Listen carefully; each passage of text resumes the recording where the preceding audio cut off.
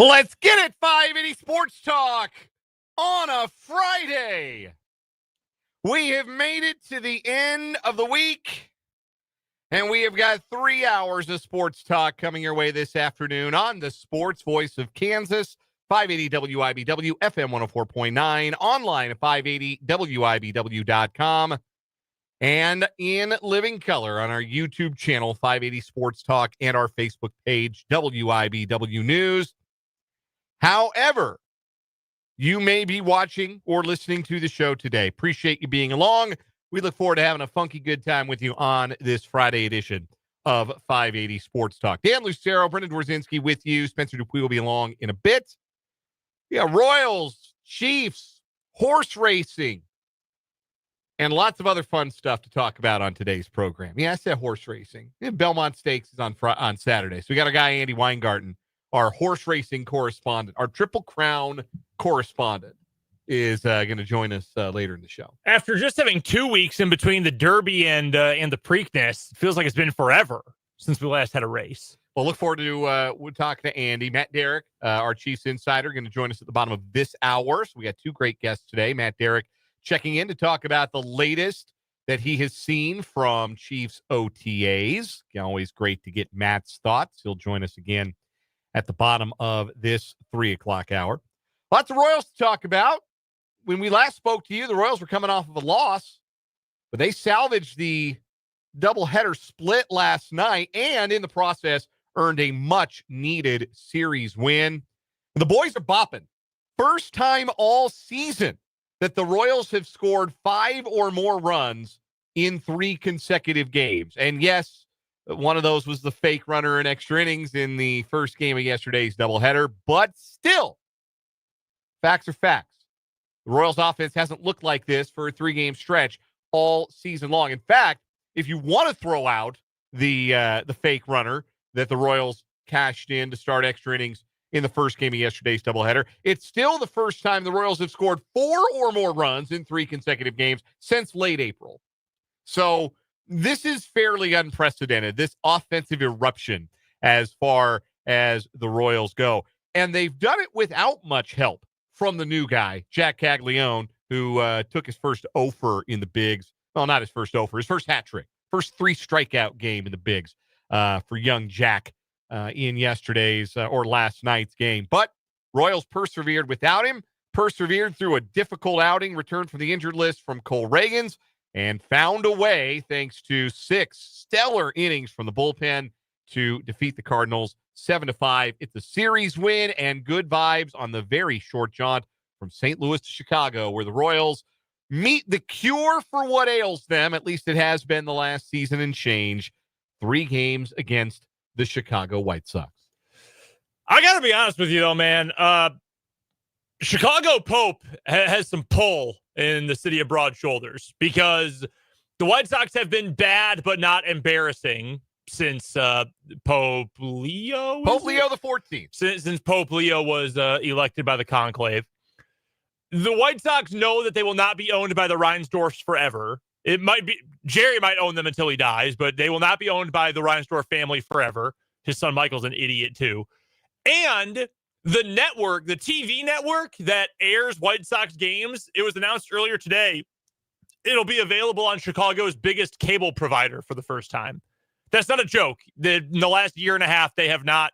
Comcast serves like 70% of households in Cook County, and they have not been carrying White Sox games for the last year and a half, or the Bulls or Blackhawks. It's amazing. And now they can. It's amazing how many major cities have multiple sports teams that can't be watched on local television by up to that percentage of the potential viewing audience because of cable contract. Well, you want to know the hysterical work, the concept of stepping on the rake. You just step on it and it flies up and hits you right in the face.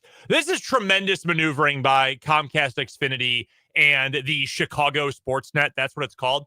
So until today, or until Monday, the only way you could watch that network, which again carries the Chicago White Sox, Chicago Bulls, and Chicago Blackhawks, and other shoulder programming as well, was to either have DirecTV, which my parents have, so it worked out for them, or to have an antenna. in over-the-air antenna. Those are the only ways you could watch those three major market, major sport professional teams. Today, it was announced that Comcast, big cable provider, okay, now they can watch it. Great. And they're getting rid of the free TV option. Oh, jeez. So everybody who bought an antenna and relearned how to use it, or like, oh, great, I don't pay for cable, but I can watch the Sox or the Bulls. Awesome. As of Monday, they're getting rid of that in Chicago. One step forward, two steps back. So they stepped on one. They're like, haha, we're not going to do that again with our left foot. We're not going to step on that rake again. So they step with the right foot. And that's right. They did avoid the rake on the left, but they then stepped on one on the right and still hit themselves in the face. All those good vibes for the White Sox. They're 20-43. Still not particularly good. They're 20 wins, though. Their pitching is much more respectable than it was last year. Offensively, leaves a lot to be desired. We'll preview that series, look ahead to the weekend's pitching matchups. Lots of baseball to get to on the program today. Mentioned we're going to talk some Chiefs.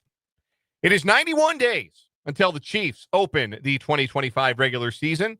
That is Felix Anudike-Uzomah days until Chiefs kickoff. And you may be saying to yourself, wait a second. I thought King Felix wore 97. He did, wore being the operative term. Back in his college days, he wore number 91. And he's trading out 97 for 91 starting this season, bringing back some of that old K-State mojo, perhaps, for season 3 in the NFL career of Felix Anudike-Uzomah. So we're going to talk about the former Big 12 Defensive Player of the Year. What does he need to do to establish himself as an NFL regular? What do the Chiefs need from him? And are those the same answer? Because it kind of feels like the Chiefs are not heavily reliant on a Felix Anudike-Uzomah breakout, which is generally good not to be reliant on a breakout from anybody so that you're not caught off guard if you don't get the 90th percentile outcome. But does King Felix need a 90th percentile kind of outcome season to establish himself and his NFL career? We'll talk all about King Felix a little bit later on in the show. And as we mentioned, Matt Derrick will join us bottom of the 3 o'clock hour, our Chiefs Insider. We're also going to do something. It may make you hate us. It might. There are few more recognizable commercial jingles for any local sports fan than the one for the Rally House. Everybody knows their jingle, and everybody can probably sing it off the top of their head. I have just planted that seed. You might be humming it in your head right now, and you certainly know how. I am. Yes, and you know how the part about Kansas, Missouri, and Kansas State and the Chiefs and Royals make KC great. You know how that goes. There are more. The Rally House is not a uniquely Kansas and Kansas City phenomenon. I was under the impression it was until literally 3 days ago. Maybe you are ahead of the ball game on this. Brendan and I were not. They have rally houses in our respective home sports markets, and we had no idea. No idea. Absolutely no clue. And those markets have commercial jingles too. And I have them all. And let me just say this. If you think that the Kansas City one is obnoxious or annoying or you're bothered by the tune, let me just tell you this. It's probably the best one. And I think it's the best one by some distance. And some of the others are really bad. We're going to take a city-by-city tour of the Rally House jingle later on in the 5 o'clock hour. It may cause you to have that stuck in your head the rest of the weekend, and you might be cursing us under your breath. But this is important knowledge and an important deep dive, this city-by-city tour of the Rally House jingles. And we're going to do it a little bit later on the 5 o'clock hour. Plus all the other fun and whimsy you've come to know from a Friday edition of 580 Sports Talk. We got our sports headlines, including a playoff roundup. We'll do What Is Wrong With You. We got Change My Mind, On Second Thought, all that good stuff. We want to hear from you as we go along today. The text line is open. Shoot us a text. 785-272-9429 is the number. That's 785-272-9429 to get at us on the text line. You can also interact with the show if you're watching on our YouTube channel. 580 Sports Talk is the name of the channel. Subscribe to the channel if you have not already. And jump on in to the live chat where you can interact not just with your host, but with your fellow listeners. Vance and Mark are already in today. Happy to see them as always. Looking forward to seeing more of you jump into the live chat as we go along today here on 580 Sports Talk. It's a special day today. It is my son's first birthday. Woo! I am now the parent of a 1-year-old. It's exciting. It is. It's thrilling. It's very cool. We took Ash to a little birthday lunch. And unfortunately, Asher is celebrating his birthday by entering a level of fussy mode that we have not experienced in a while. Don't know what his whole deal is. It's teething. If he's just hungrier than we're used to him being, we have no idea. But our son is a year old. It was 10:28 in the morning last June 6th when my son was born, and now he's a year old. And boy, they aren't kidding when they tell you that time flies once you have a kid. That it goes so fast. The first year, in the instant, and we look forward to all the rest of them. But holy cow, it snuck up on us in a big way. We're having a little party for him tomorrow, and we're looking forward to celebrating. And hopefully Asher's looking forward to sleeping through the night, which he did not do last night. So fingers crossed. Anyway, we did have him to bed by the time the Royals game ended last night. That's how we'll segue into Royals talk. The Royals winners last night, 7-5 over the Cardinals. Where do you want to start first? You want to start with the pen or you want to start with the bats? I would rather start with the bats. Okay, let's start with the bats. Let's start with the fact that the Royals, as I mentioned earlier, have scored 5+ runs in 3 straight games for the first time all season. And they feel invigorated. It's not just the runs coming across and the production with runners in scoring position. The at-bats feel better. The contact feels louder.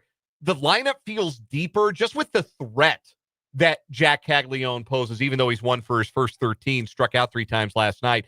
Just having another hitter that the opposing team can't just sleepwalk their way through getting out. Just a little bit more depth in the lineup. Guys are starting to fire. We've gotten about a month now of really good production from Vinny Pasquantino. Since April 30th, the day that I went behind this very microphone and said, the Royals need to think about giving him a day or 2 off. He homered that night in Tampa. Since then, 33 games. He's hitting .343 with a .385 on base, .485 slug. Vinny's back. He's up above league average for the season. Vinny's being Vinny. Jonathan India has actually been pretty solid since April 17th. You go all the way back 39 games now for Jonathan India. He's batting .273 with a .341 on base percentage. Only a .357 slug. Not a lot of extra base pop for the Royals leadoff hitter, but it's that middle number that's operative. .341 on base percentage from your leadoff hitter in front of Bobby Witt Jr. and Vinny and Michael and Salvi. That will play. And now Salvador Perez is belatedly starting to join the party. In his last 12 games, Sal's hitting .300 with a .358 on base and a .500 slug. That all got rolling for him when he homered in that series finale out in San Francisco. So the leadoff man is clicking. The middle of the order is starting to get rolling. Bobby Witt Jr. and Michael Garcia continue to do their thing. And even Nick Lofton has been productive since his call-up. He's hitting .292 in his first 26 plate appearances with 4 extra base hits. And that was the thing that was really lacking from him when he got his extended call-up last year. He just didn't hit the ball with any authority. He's driving the ball with some authority now. It is very funny that he's only walked 1 time in 26 plate appearances because he was down there in the International League walking like he was prime Barry Bonds. I said International League, by the way. I got it right. That's good. I committed it to memory. I did, and also wrote it in all caps and highlighted it in the rundown here. So the lineup feels deeper. You're getting more production up and down, and the guys that you need to have going are going, and it makes a lot more sense now. The Royals lineup feels like it makes a lot more sense. There's good flow and there's good structure to it, and it's no mistake. I think that it has happened in correspondence with Jack Caglione coming up. Because what did we talk about before they called up Cags? We talked about you don't want to make it where he feels like he's got to be the savior, where he has to be the guy that lifts the offense by himself because nobody else is hitting.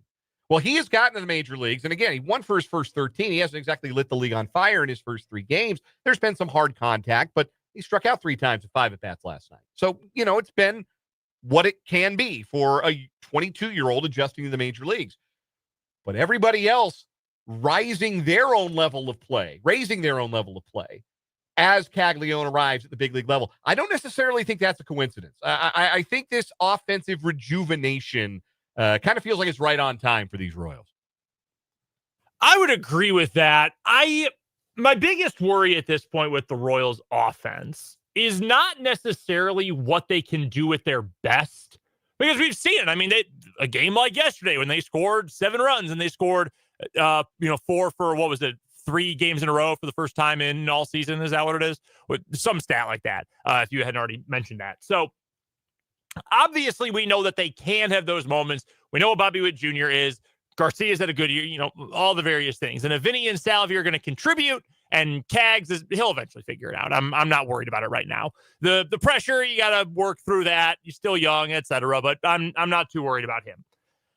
I am much more worried about the consistency of it. And I don't mean to throw cold water on a good outing last night and a good performance from the offense last night. They deserve the praise for that. I'm just remarking that is the thing that worries me the most about this Royals offense. Is I know what all these guys look like when they are at their individual best and when things are clicking all together.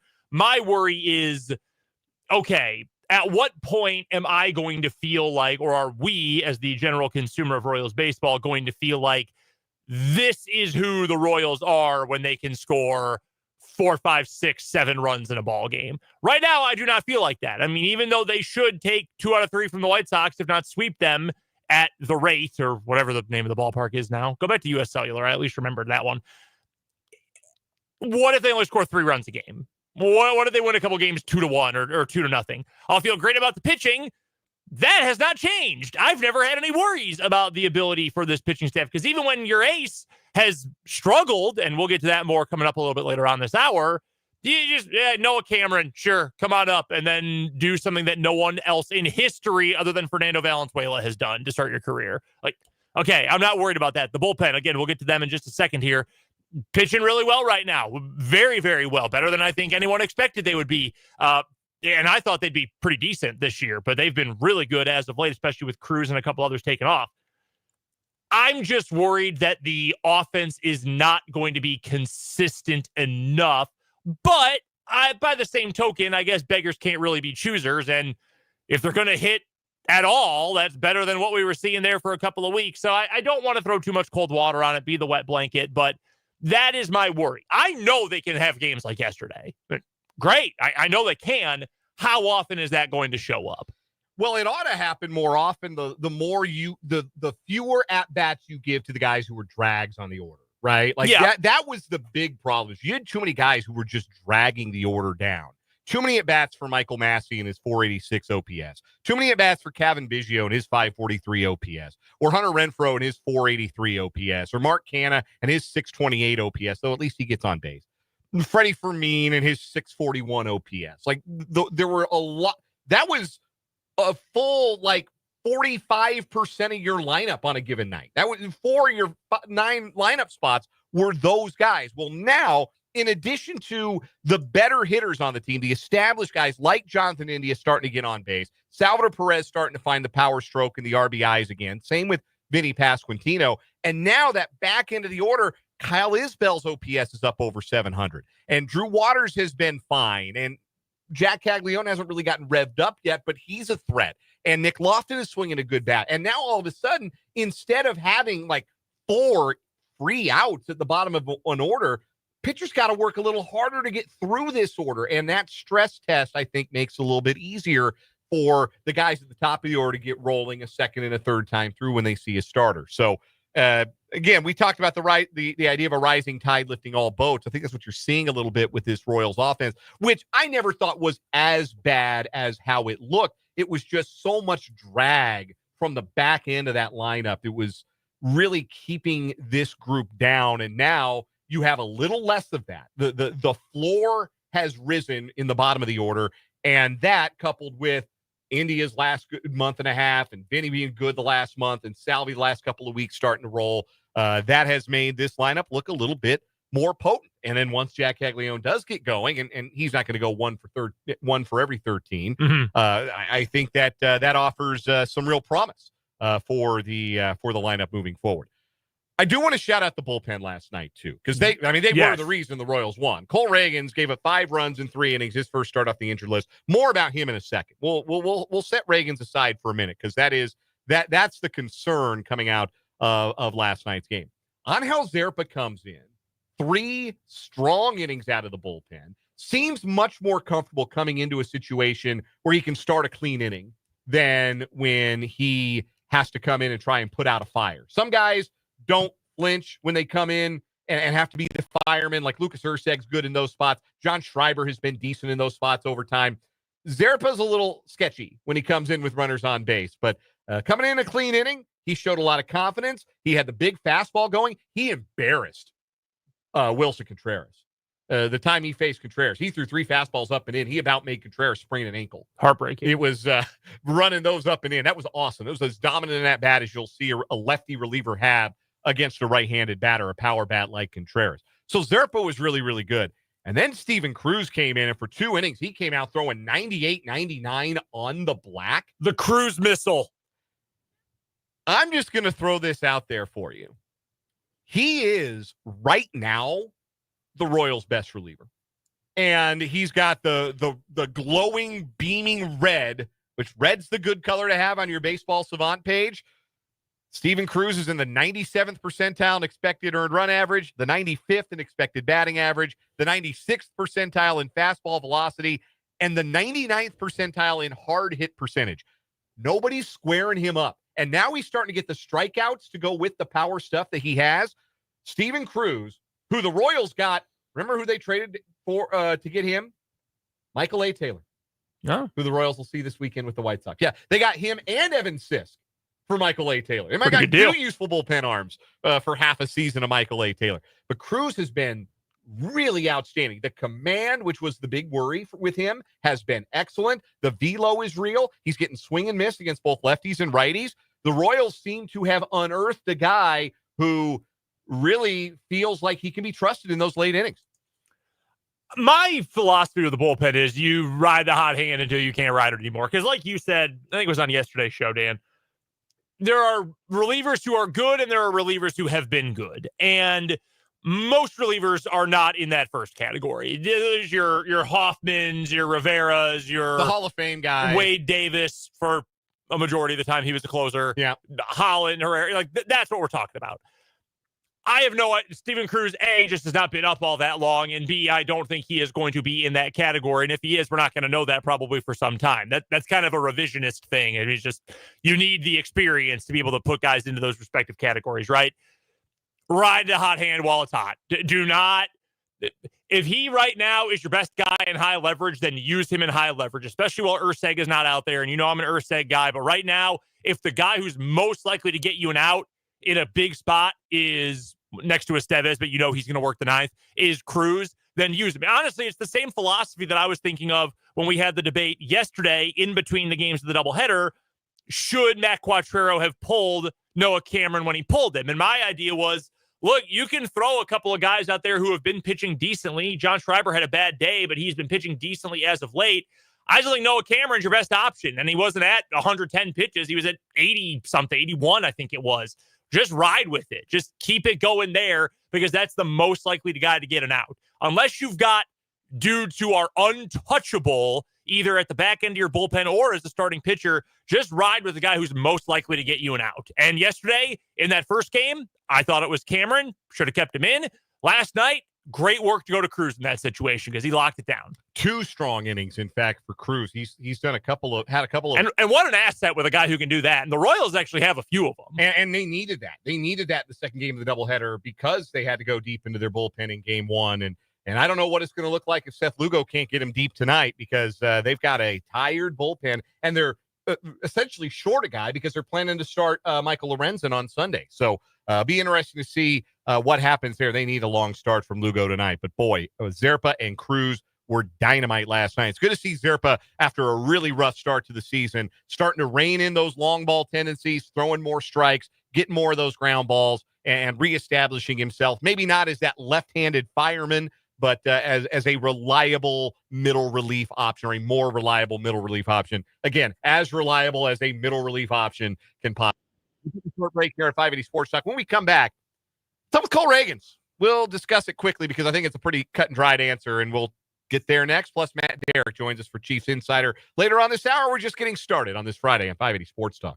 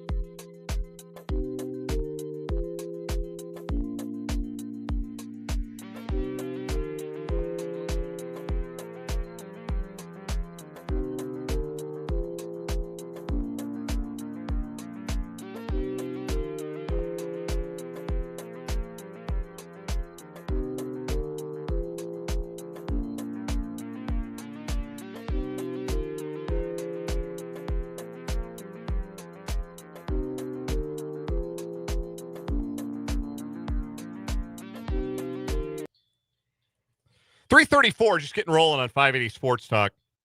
Bullpen for the Royals, awesome last night in that 7-5 win. They had to be. They had to cover 6 innings because Cole Ragans only lasted 3 frames in his return from the injured list, gave up 5 runs on 4 hits and 3 walks and a hit by pitch. Did strike out 4 in his return after that groin injury.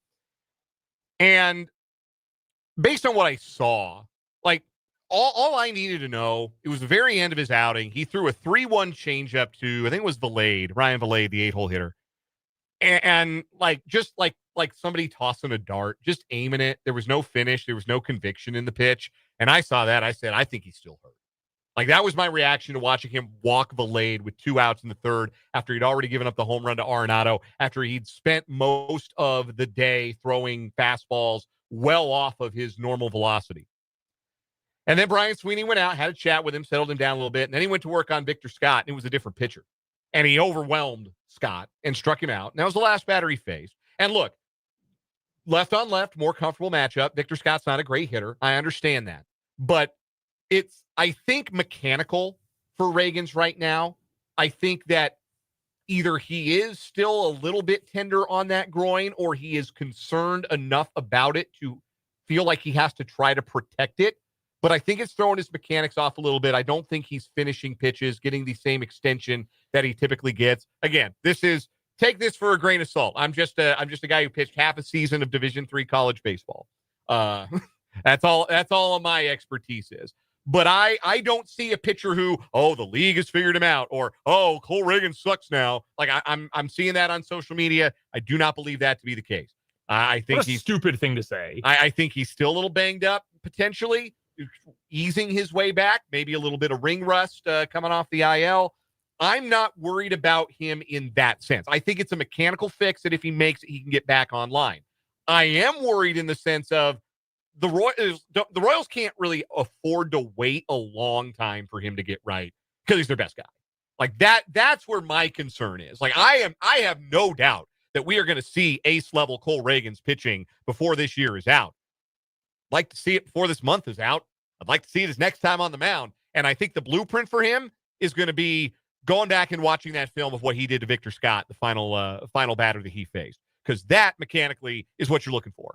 And the 3-1 pitch he threw to Valade, like go back and watch the tape. And I think you would see exactly what I mean. And I know that great pitcher is still in Cole Ragans. If he is still hurt, that's a massive concern if he's trying to pitch through an injury that he shouldn't be. But I think he might be trying to protect it a little bit, maybe still just a little bit tender, trying to pitch his way through it till he feels 100%. And he'll get to that level, but the Royals need him to get to that level post-haste because, again, the lineup just hasn't been consistent enough to feel like the lineup's going to carry a pitching staff and a struggling ace for very long. We'll take a break. We'll pivot to some football with Matt Derrick, our Chiefs insider, next on 580 Sports Talk.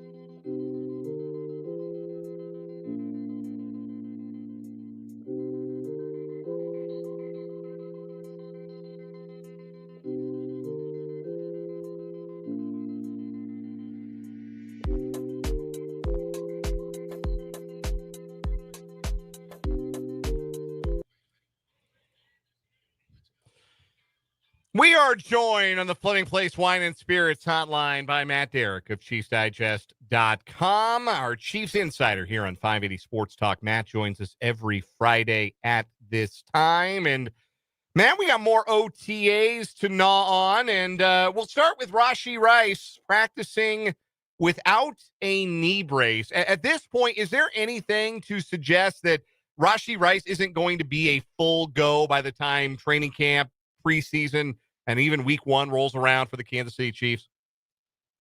Sure doesn't seem to be anything right now, Dan. I mean, we'll get our first, really good look during minicamp, when then at least you get kind of 3 days in a row to see what he's doing, and back-to-back days, and if there's anything that they take off, and give him any time away then. But this right now, I mean, he looks fairly unrestricted. Now, this time of year, is it a 100% go? Is he full speed? Not quite there yet. I mean, it looked like he might have been going maybe 85, 90%. But then, that's just this time of year. So, but I think, like you noted, I mean, the fact that he's not wearing anything on that injured knee, nothing for protection of any sort, and looks pretty comfortable. I mean, there might be a little bit of a hitch in the run right now, but with plenty of time to still work through that. And, I mean, a couple of months still for beginning of the season, and that's what training camp is for, to kind of knock off the rust and everything. That's the only thing that I really see that he needs to get done at this point. Speaking of offensive players coming off of injury, and we did see this player return from his long-term injury toward the end of last season, though he did not look like his old self in the process. How does Isaiah Pacheco look in these OTAs, in the parts that have been open to the media? Yeah, and oddly enough, he wasn't in attendance this week on Wednesday, but he had been in attendance earlier in the week, and he did work out last Thursday when the media was open and there.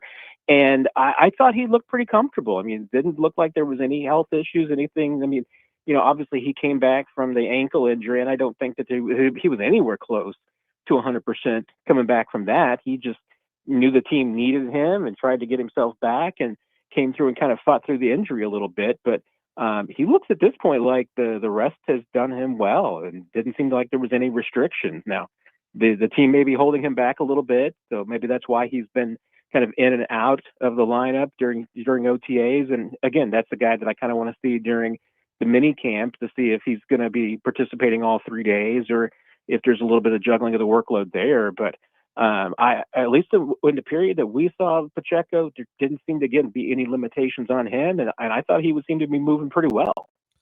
Couple of NFL veterans who signed some late deals or offseason deals with the Chiefs have gotten a lot of OTA opportunities, at least in some of the media available portions. Robert Tonyan at tight end is one of them. Tyquan Thornton at wide receiver is another. What do you think the chances are of an established veteran like one of those two guys maybe getting a real look at a 53-man roster spot? I mean, I think there's a decent chance for both of them. Tonyan, I mean, I would put him right now firmly in competition for that number 3 tight end spot, along with Jared Breedingstool. And even though I like Breedingstool, and I think there's a lot of upside there, and you'll want to see what the consistency can be, because, we didn't see a lot of Tonyan from last week when, I think maybe we talked about it last week. The Chiefs did a lot of 11 personnel, not many 2 tight end sets, so there wasn't a lot of opportunities for the tight ends. This week was the reverse. They were almost exclusively in 12 personnel, so there were 2 tight ends on the field almost all the time. And Tonyan really feasted in that, especially the fact that, with Kelsey out, Trey Watson, who's kind of another, kind of bottom of the roster tight end, was out. So they didn't have huge numbers, which meant that Tonyan and Breedingstool got a lot of reps. And Tonyan made the most of it. He caught, I think I had him down for at least, 5 or 6 catches. I don't think he had any drops. Everything was pretty secure. And, and he was doing a good job of making sure that he was getting open, especially just in situations where maybe he's not the primary option. He knows the spots and zones, and he knows how to beat coverages to make some plays. Is he as athletic as Kelsey or Noah Gray? No, but he's a veteran. He knows his way around. So I think that gives him a little bit of a leg up from that standpoint. I still think the athleticism and the upside of Breedingstool is going to be maybe just too much to ignore. But, with Jared Wiley likely out for the beginning of the season, one of those two guys is making the team as a tight end. And Thornton, I think the only criticism I've really heard of him so far through OTAs has been just consistency of putting together back-to-back days. And we kind of saw that. I mean, last week he was the star and the darling of the OTA number 3. OTA number 6 this week kind of disappeared a little bit, but his speed is just off the charts. And that's what really makes him tantalizing, because, I mean, he's got the rest of the skill set. I mean, he's got good hands. He seems to be able to run good routes. He's a good fit for this offense. But you know what? Since his rookie season in New England, he hasn't been able to show the consistency that he can do it day in and day out, game to game. And that's kind of still his struggle. If he can figure out that in the next couple of months, he can put together a serious bid for the bottom of that roster in the wide receiver room. Matt Derrick is our guest. He joins us every Friday at this time for our Chiefs Insider via the Fleming Place Wine and Spirits hotline here on 580 Sports Talk. You can check out Matt's great work covering the Chiefs over at ChiefsDigest.com today and every day. Quick sidebar from football. We had a texter from the 785 area code ask us this earlier. And Matt, anytime I want to talk food on the show, I want to talk to you because you're kind of my food expert here. It's National Donut Day. What's your favorite donut? I saw that today. Yes, at National Donut Day. For me, it's any type of glazed donut. Bottom line, I mean, if you're just talking meat and potatoes, your standard glazed donut is I'll eat those all day long. But I like them. I like them with chocolate on them. So, but I need it to be like a glazed donut. I'm not a big cake donut fan. So if it's a dense, hard donut, not really my style. And I don't need anything fancy. I don't need blueberries or anything crazy in a donut. Just glaze that thing up and I'm good. I am a child. Give me the double chocolate. I can do glazed or cake. I'm cool either way, but the chocolate cake with the chocolate frosting, oh yeah. Great way to start the day. Glazed chocolate frosting is, but again, we talk about some things with some other foods, and that, hey, it doesn't have to be fancy. Hey, you get the Hostess bag of donuts, chocolate. I'm all over that. It can be the double chocolate, or it can be the yellow cake donut. Either one of those, but I'm chocolate, not powdered frosting. No. Absolutely delicious. All right, from the meat and potatoes of the donut world, let's get to the meat and potatoes of the football world. I want to talk a little special teams today because Dave Tobe was behind the microphone. He was at the dais earlier this week. A couple of interesting thoughts from him. One that's Chiefs specific, mentioned that there is a real battle at punter this year. And you might be saying, oh my God, why are we talking about punters in the first week of June? I thought that Matt Araiza had a terrible year. Like, Matt, occasionally you can take a little bit off the punt to play the field position game instead of trying to kick the ball to Excelsior Springs every single time. He is battling with Eddie Chaplicki. You can correct me if I'm wrong on that, Matt. Eddie Chaplicki for the punter battle. Is that real? Like, Matt Araiza got a big contract last year. Is there a real battle there this year? There's a real battle there. They definitely brought this kid in because they felt like he was one of, if not the best college punters, and obviously Dave Tobe's got a good eye for punters. They wanted to bring in competition for Matt Araiza, and this guy so far is providing it. He seems to be handling the hold game really well too. So for kick holds, that's not been a problem. And that's one of the things you hear behind the scenes. The Chiefs felt like that last year they were getting what I thought was going to be an amazing punter that was going to struggle with holding, and what they ended up getting was a guy that was absolute nails when it came to holding for kicks, but was inconsistent as a punter. And I think a lot of that has got to be with the 2-year layoff, of just not kicking competitively for 2 years. You can kick on your own all you want, but it's just not as same when the lights are on. So I think there's got to be a little bit of that. He was just not sharp last year, and that was certainly the case. And even though Dave Tobe even mentioned it, again, being able to put balls down on the goal line and being able to pin the ball inside the 20 was part of his problem. There were also concerns just that he focused a bit too much on distance and not enough on hang time. And there were some times last year that, yes, he absolutely outkicked his coverage, and they probably gave up some returns there that they wouldn't have if the kick was a little bit better.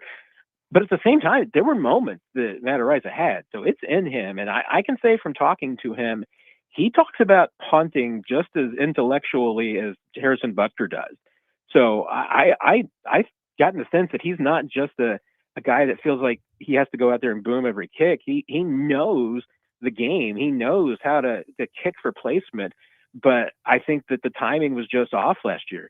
The idea of bringing in Eddie Chaplitsky, if one day I'll get his name right. I'm still not sure I've gotten it right. There's even a video out there of his teammates in college trying to pronounce his name, and that was quite humorous. This kid can kick. He's going to be an NFL punter. There's no doubt about it. Dave Tobe knows his guys, and it's also been shown that all you need to do is maybe spend a couple of months with Dave Tobe, and you're going to be an NFL punter. It's an absolute battle. No, it could be that they make a decision pretty quickly, but I wouldn't be surprised if both these guys go to St. Joe and just to push both of them a little bit more and see what they got in each of those guys.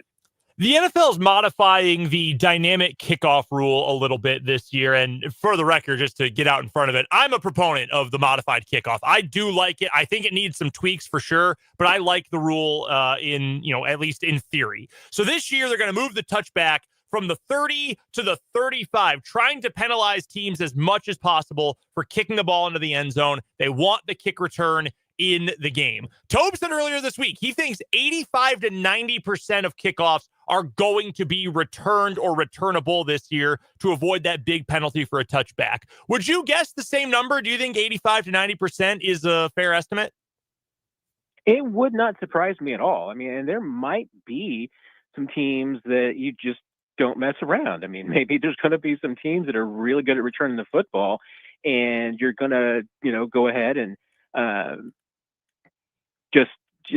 just put it out of the end zone. I mean, there might be some teams. I mean, Dave Tobe talked about the fact that I think that at one point I know that the average starting position was like around the 31, and I think he said that he thought it ended up at like being around the 29.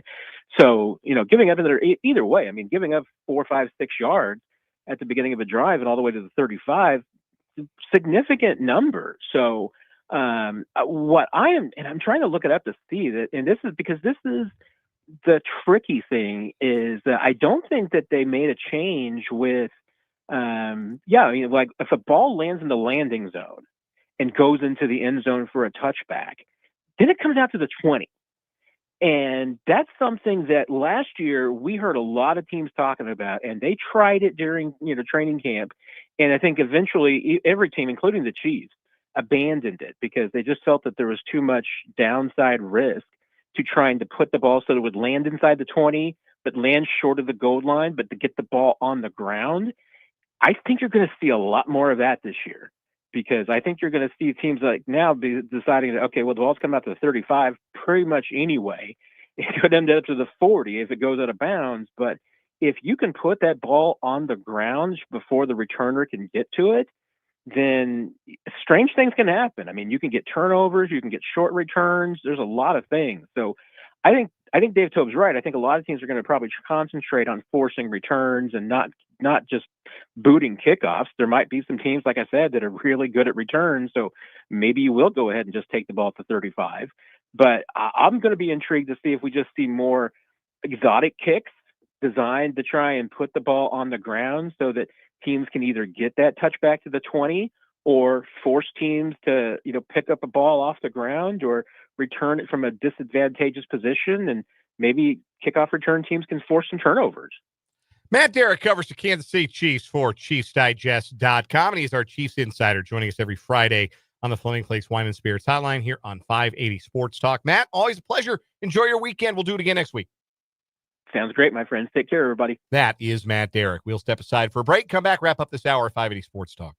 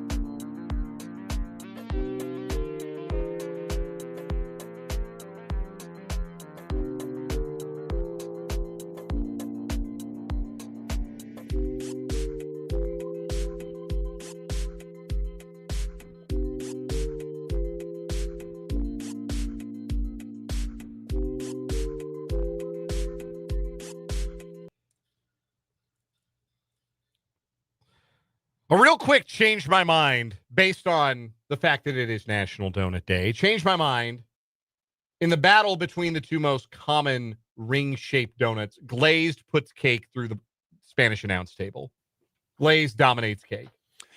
Yeah, I probably would lean with the glaze over the, like, my favorite donut again is cake based. I was at Dunkin' Donuts at Midway Airport in Chicago just a couple weeks ago.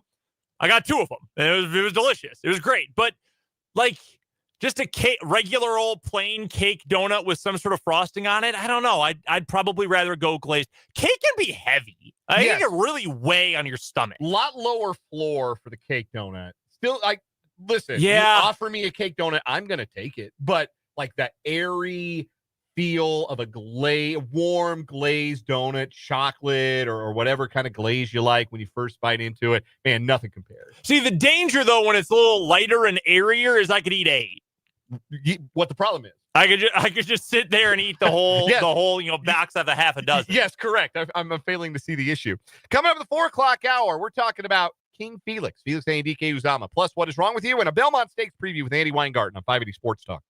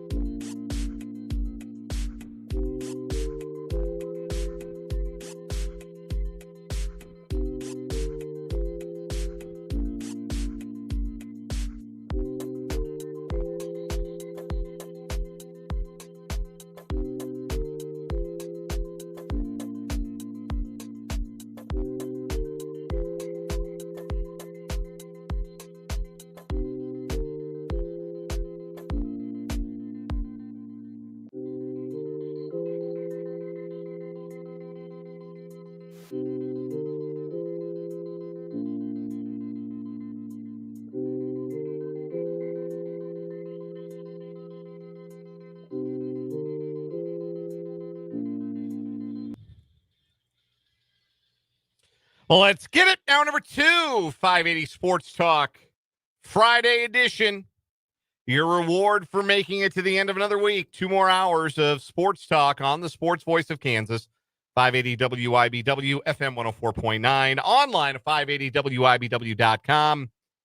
And on our YouTube channel, 580 Sports Talk, and Facebook page, WIBW News, streaming on video. However, you're tuned into the show today. We appreciate you being along for the ride here on 580 Sports Talk. Gang's all here the rest of the way. Dan Lucero, Brendan Dworzinski, Spencer Dupuis, taking you up until 6 o'clock, at which point we'll hand things off to the Royals Baseball Network.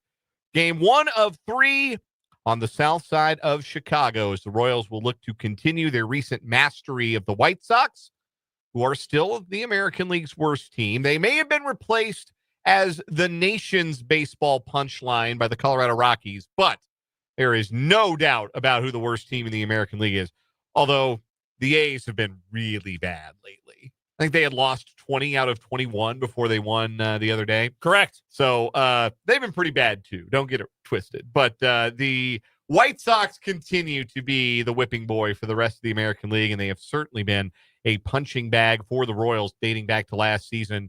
They've won 16 of 17 against the Pale Hose. They'll try to keep it rolling with a 3-game series tonight. First pitch, 6:40 from Rate Field, I believe it is. Yeah. It's just Rate now. It's not guaranteed rate. It's just Rate. The Rate. Seth Lugo on the bump for Kansas City. Davis Martin, man with 2 last names, or 2 first names. Yeah. Or a name in reverse. Because Martin Davis. Martin Davis sounds like a major league player. Martin Davis sounds like a dude who ran in the Truck Series for a few years. I don't know. I think Martin Davis sounds like a major league player. Martin, a pitcher, perhaps. Davis Martin, really good on the Corn Ferry Tour. Martin, yes, that's a golfer name. Martin Davis played linebacker for the Buffalo Bills back when they were in the AFL. So, quick thought here about the White Sox. One, all time, the Royals are 5 games worse than the White Sox head-to-head. 439 to 434 all time. That number courtesy of champsorchumps.us. That is a real website I just discovered. Bad. I hope you don't get a virus. They have an item called the fan report card. I will be diving into that momentarily.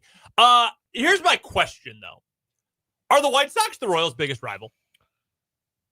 So, no. I'm going to say no because there's not much give and take in the standings there.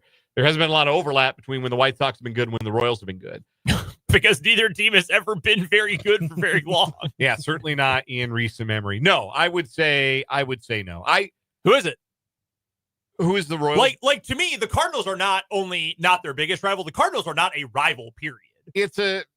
That's more for the fans. And Royals Yankees is more for a certain generation of fan. I don't know. Rivalries. Yeah, like that hasn't been meaningful in decades. Yeah, rivalries have to happen organically, and they really kind of only crop up when your team is good. And I don't know that we've seen enough bad blood between the Royals and anybody else in the American League Central since they returned to contention, which was only last year, to say firmly that the Royals have a rival. Yeah, some teams just don't.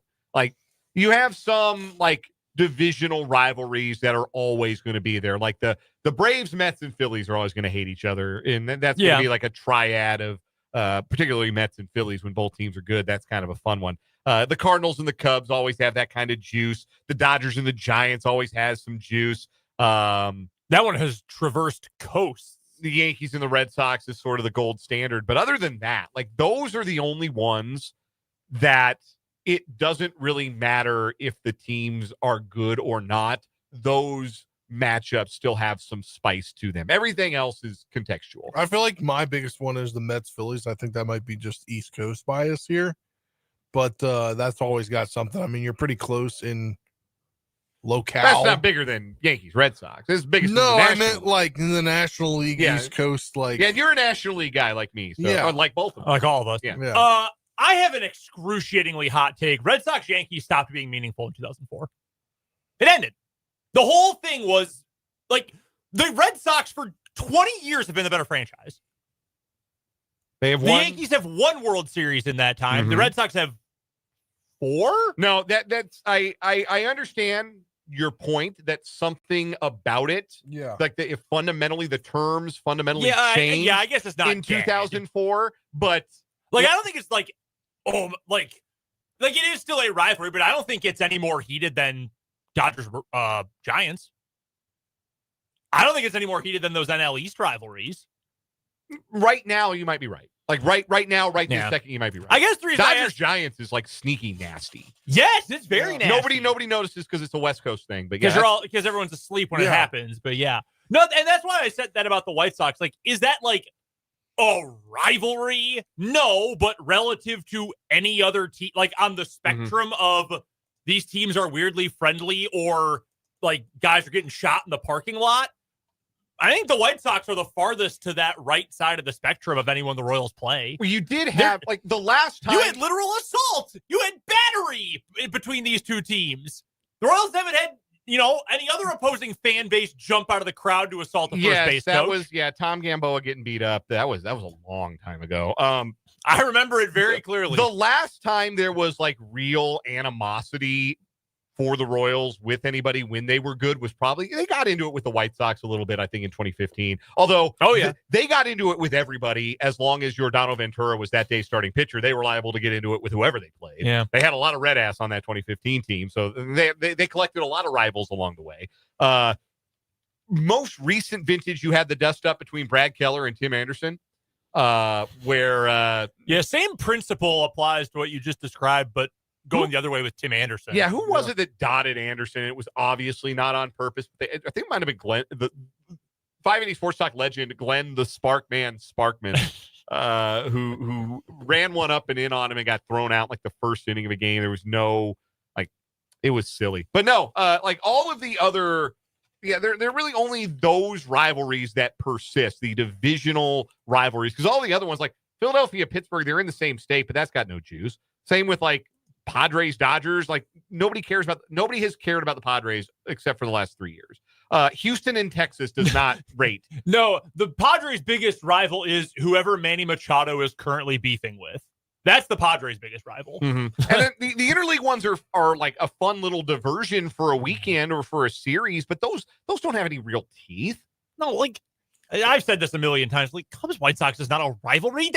Both teams have sucked for 85% of their existences. That's not a rivalry. That's we're going to drink mixed drinks instead of beer this weekend. That's the kind of intensity this feels like. I feel like Nats and O's is a rivalry, but it's like, hey, who was younger baseball fans, I feel like that are in the Virginia side are Nationals fans, while people that have been baseball fans for 20, 30, 40 years, they're Orioles fans. But again, it's interleague, so there's low stakes. The stakes on those interleague rivalries, there's not really anything. You get bragging rights, and I guess that, maybe that is more meaningful. But you guys tell me. You're the ones that root for teams that have those real interleague rivals. The Rockies do not. Yeah. The Rockies, outside of fans versus Montforts, don't have a rival, no. Who would have been competence? At what point in their history? 93? Yes. 93? Okay. When would they have had a stretch where there was a rival? To kind of illustrate what I'm saying, KU's biggest rival will always be Missouri and K-State right now. I mean, Missouri's a once a year low stakes thing. And K-State. Those are the rivalries. But I would say from, I don't know, 15 to 22 or 23, Baylor was just as big a rivalry as anybody. Yes. Texas in the late aughts, for sure. And that goes back to what we were saying. Most rivalries are contextual. Yes. It is, are you good? Who else is good? Who is in your way, or whose way are you in? For one of your teams, Seahawks, Niners. Yes. I don't know if that currently has that kind of juice, right but now, for a while, right now, zero juice. For 3-4 years, it was the best rivalry in the NFL. Yeah. Ravens, Steelers, a little bit different. But even Ravens, Bengals now because they're both good. Colts, Patriots was a rivalry there, even if it wasn't a divisional rivalry. That was a rivalry, and then it wasn't. Have the Rocks ever had a team like that? And hey, Arizona, maybe. I guess they haven't been to the playoffs that many 2017, 2018, maybe.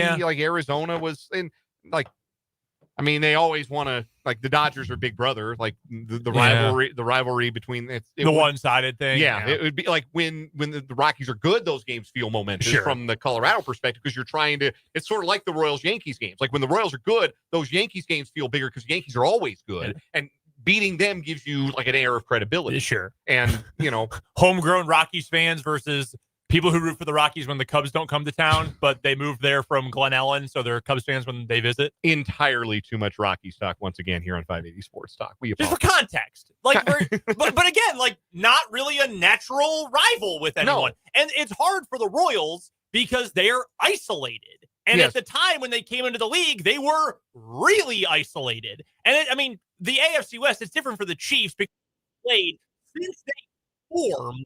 They have played the Broncos, the Chargers, and the Raiders. And football is a little bit different too, because you really get one crack at a team. Yeah. I guess two in division, but you don't get many shots at a team in any given year, so it's a little bit different. Joe and Christopher both suggest the Twins in the YouTube chat. You can join the YouTube comments, join the fray, watch us on YouTube. Our channel is 580 Sports Talk. Those last 2 years have been good games, and Joe says Twins fans swarm the stadium and are annoying. That's where it comes in from a fan perspective. Yeah. If the other team's fans have a reputation for being particularly obnoxious, you don't really get that in the Midwest. Be real honest. Yeah, you guys are too nice. Broad strokes, but yeah, there are only like 4 rivalries in baseball that are persistent every year. Context doesn't matter; it's just the history of it. But I think that's probably true for most sports, if we're being completely honest. Maybe not football, because football, you have the scarcity and every game matters, regardless of how good you might be. But like football, and then and college sports, yes. I think that's always kind of a permanent thing. But like, I'm even thinking, like, I'm obviously not a hockey guy, not even to the degree you guys are, certainly. But like, at one point in time, Blackhawks Red Wings was a big, even when the Blackhawks sucked, that was a big deal. And then they realigned the league. But like, no one cares. That means nothing anymore. Even with Patrick Kane in Detroit. Or like, the Bulls don't have a rival right now. Mm-hmm. For a while. Bulls-Knicks in the early 90s. Bulls-Knicks. Big deal. Bulls versus everybody for a while. And even when I was younger, like, Bulls-Pacers had some really good battles. Bulls-Heat. Bulls lost most of the time. They were great games. Bulls-Bucks.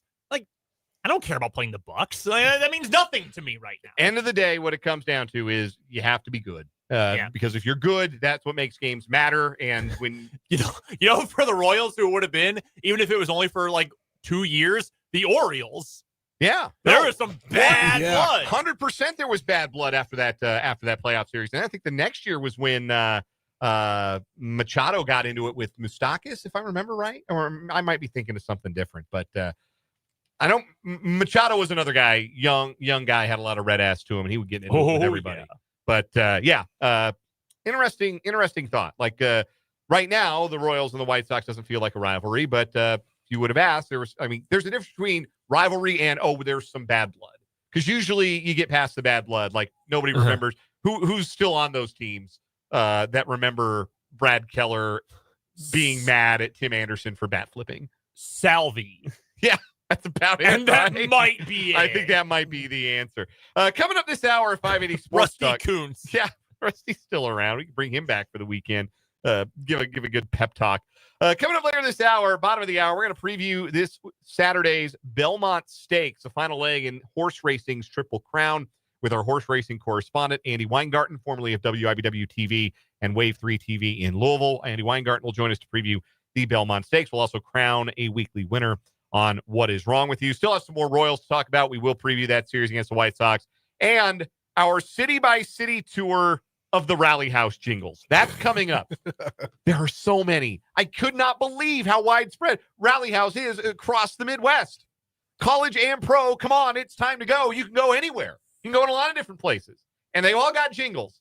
And again, I think you will find that the Kansas City one is by far the best, but you'll be the judge because we'll play them for you later on in the show. Again, we want to hear from you. If you're watching on YouTube, jump on into that live chat, the YouTube channel 580 Sports Talk, and you can get at us in the text line as well. 785-272-9429 is the text line, 785-272-9429. Before we get into this Chiefs topic, because it is Felix Anudike-Uzomah days until Chiefs kickoff, We didn't get Spencer to weigh in on this, so please do so quickly. Spencer, it is National Donut Day. Which donut is best? Well, considering I got a donut this morning from Holy Moly, shout out to them, real good donuts, and it was glazed. I have to say glazed. All right. That sounds delicious right now. Dude, man, my wife brought home donuts last weekend. Hell yeah. Best. What a move. We live No right by question. one of the Paradise Donuts locations. Gotta get there early because they sell out fast, but man, they do. Ooh, they're delicious. Anyway, I want to talk about Felix Anudike-Uzomah. It's 91 days until Chiefs kickoff.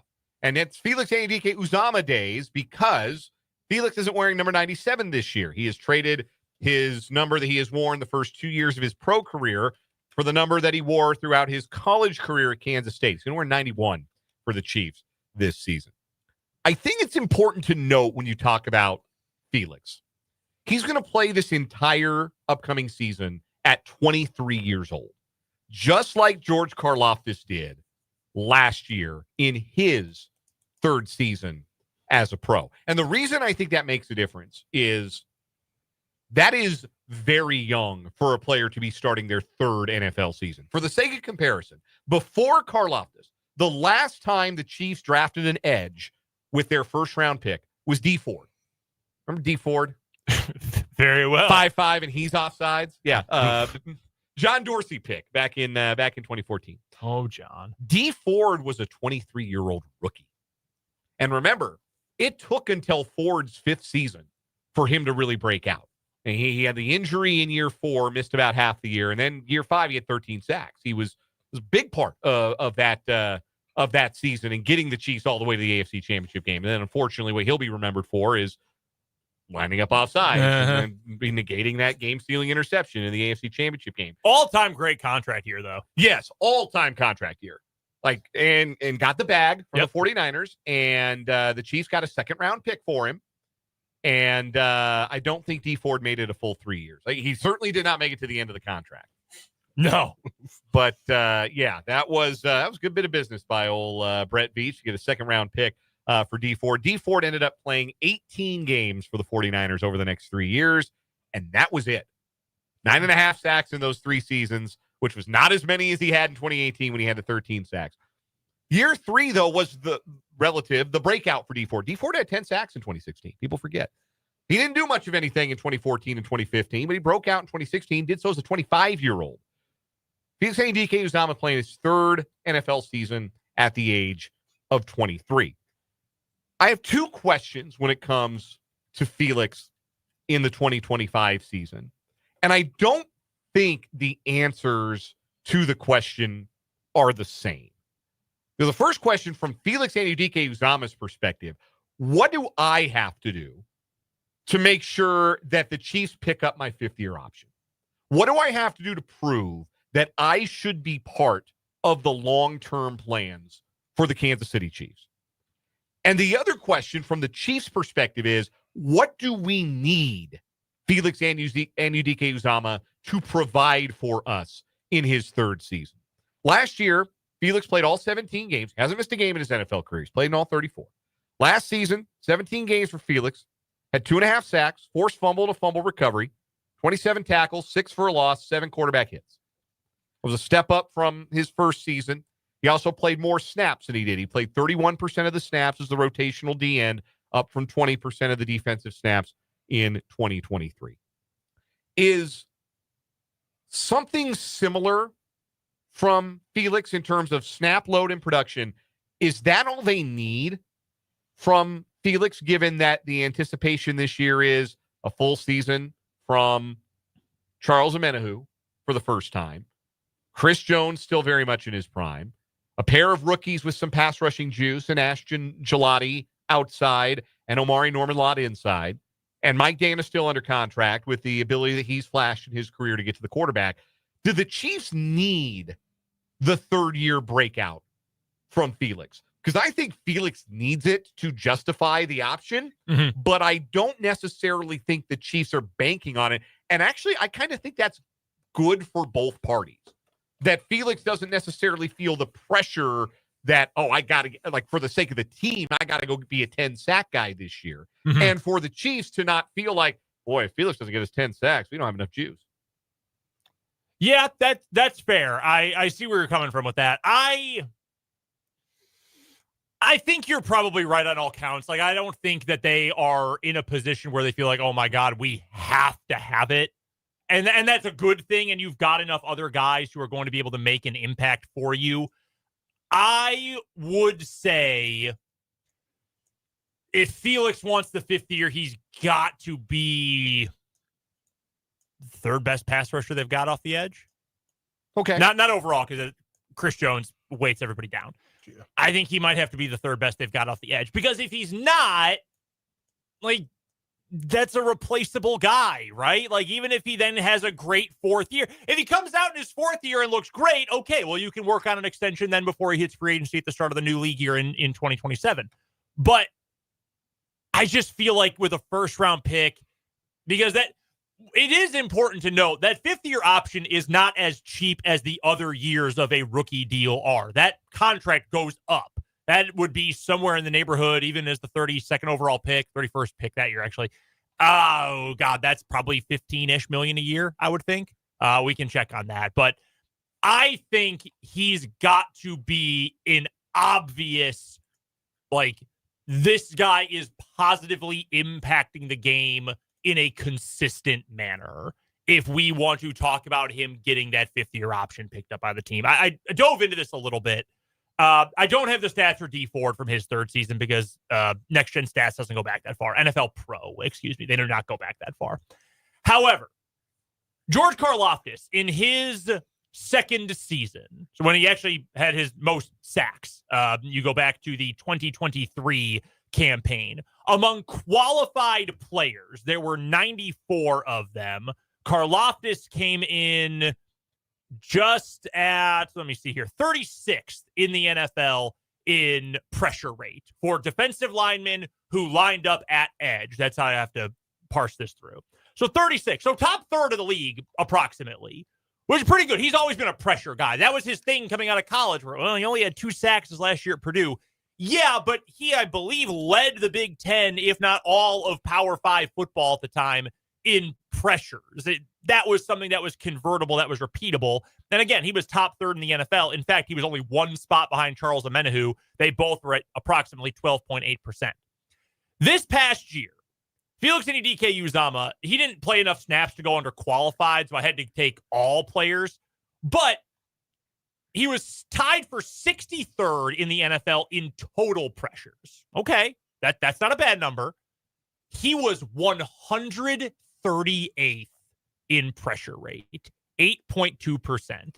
That is bad. Like, that's twice as far down the list in terms of rate as it is in terms of total number. And the reason that's important is the repeatability of it. That, yeah, so he actually, like, just barely missed the cutoff for qualified players. That's why I had to change this. But anyway, beside the point, like, yeah, he was able to get there 12 times. He went and forced the quarterback to alter where he was throwing, hit him, whatever. But he only did that, what would that bet? 2 of every 25 times he tried to rush the quarterback. That's not only not starter caliber, that's like you get signed off the street in week 7 because they need a body kind of talent, like, or production, not talent, production. That is very worrisome. We know he's got the athleticism. The fact that he's putting on weight again is important. That has got to flip. Like, that's got to be nearing, I think, top 50 or at least top 60 in both categories to even consider it, because that's just not enough consistency. The gateway to more opportunity is there for Felix. Don't get it twisted. Mike Dana had a little bit of an injury last year, but his production took a step back. Only 3.5 sacks last year in the first year of that 3-year deal. Charles Omenihu played 9 games, including the playoffs. He had 2 sacks and 2 quarterback hits. Mm-hmm. Now, he forced 2 fumbles. He had 3 tackles for a loss. Like, he played decently, but the production isn't so overwhelming. And both Omenihu and Dan are about to turn 28. Mm-hmm. Ashton Gelati is just a rookie. Man, that's crazy. Omenihu's that young still. The opportunity is there for Felix. If he comes and he shows out in camp and he shows out in the preseason, he could very well earn those opportunities. But yes, he's got to do a lot more with them than he has shown that he has when he's been on the field. There have been some plays. There have been some moments. There have been here and there some flashes of the guy who won the Big 12 Defensive Player of the Year. And again, he's turning 23. He's now a little bit more age appropriate when it comes to playing in the league. That's a big deal too. But certainly a ways for him to go before we can start feeling really confident about him as part of the long-term Chiefs plans. We got to take a break. When we come back, so what is wrong with you? We're crowning a weekly champ next on 580 Sports Talk.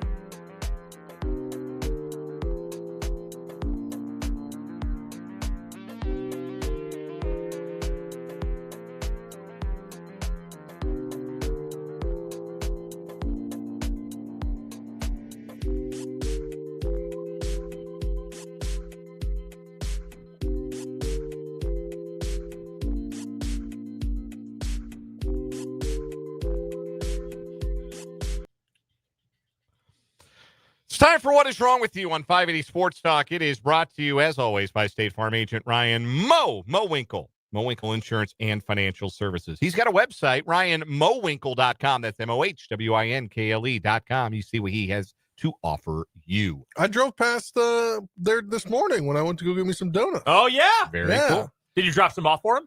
No, I should have. I was running late because I had to drop my girlfriend back off at our house before I came to work. Yeah. Our current weekly champion won the lotto, lost the girl and the money. Our gentleman in Winnipeg who had no ID and no bank account, so he trusted his girlfriend, to cash their $3.6 million lottery ticket and deposit the winnings in her bank account, which she did, and promptly left him for another guy. So he's suing her and the lottery commission and the liquor store where they sold him the ticket. He's very hurt, and he's lashing out. 2 news stories today. Spencer, go quickly, please. Yes, we're going to go to West Virginia. A Florida man is facing charges after allegedly crashing his truck into a fence and passing out intoxicated behind the wheel late Saturday night in Mercer County. On May 31st at approximately 10:45 p.m., a state trooper responded to reports of a motor vehicle accident. Witnesses told dispatchers that the driver had struck a fence on a private property 3 separate times before losing consciousness in the vehicle.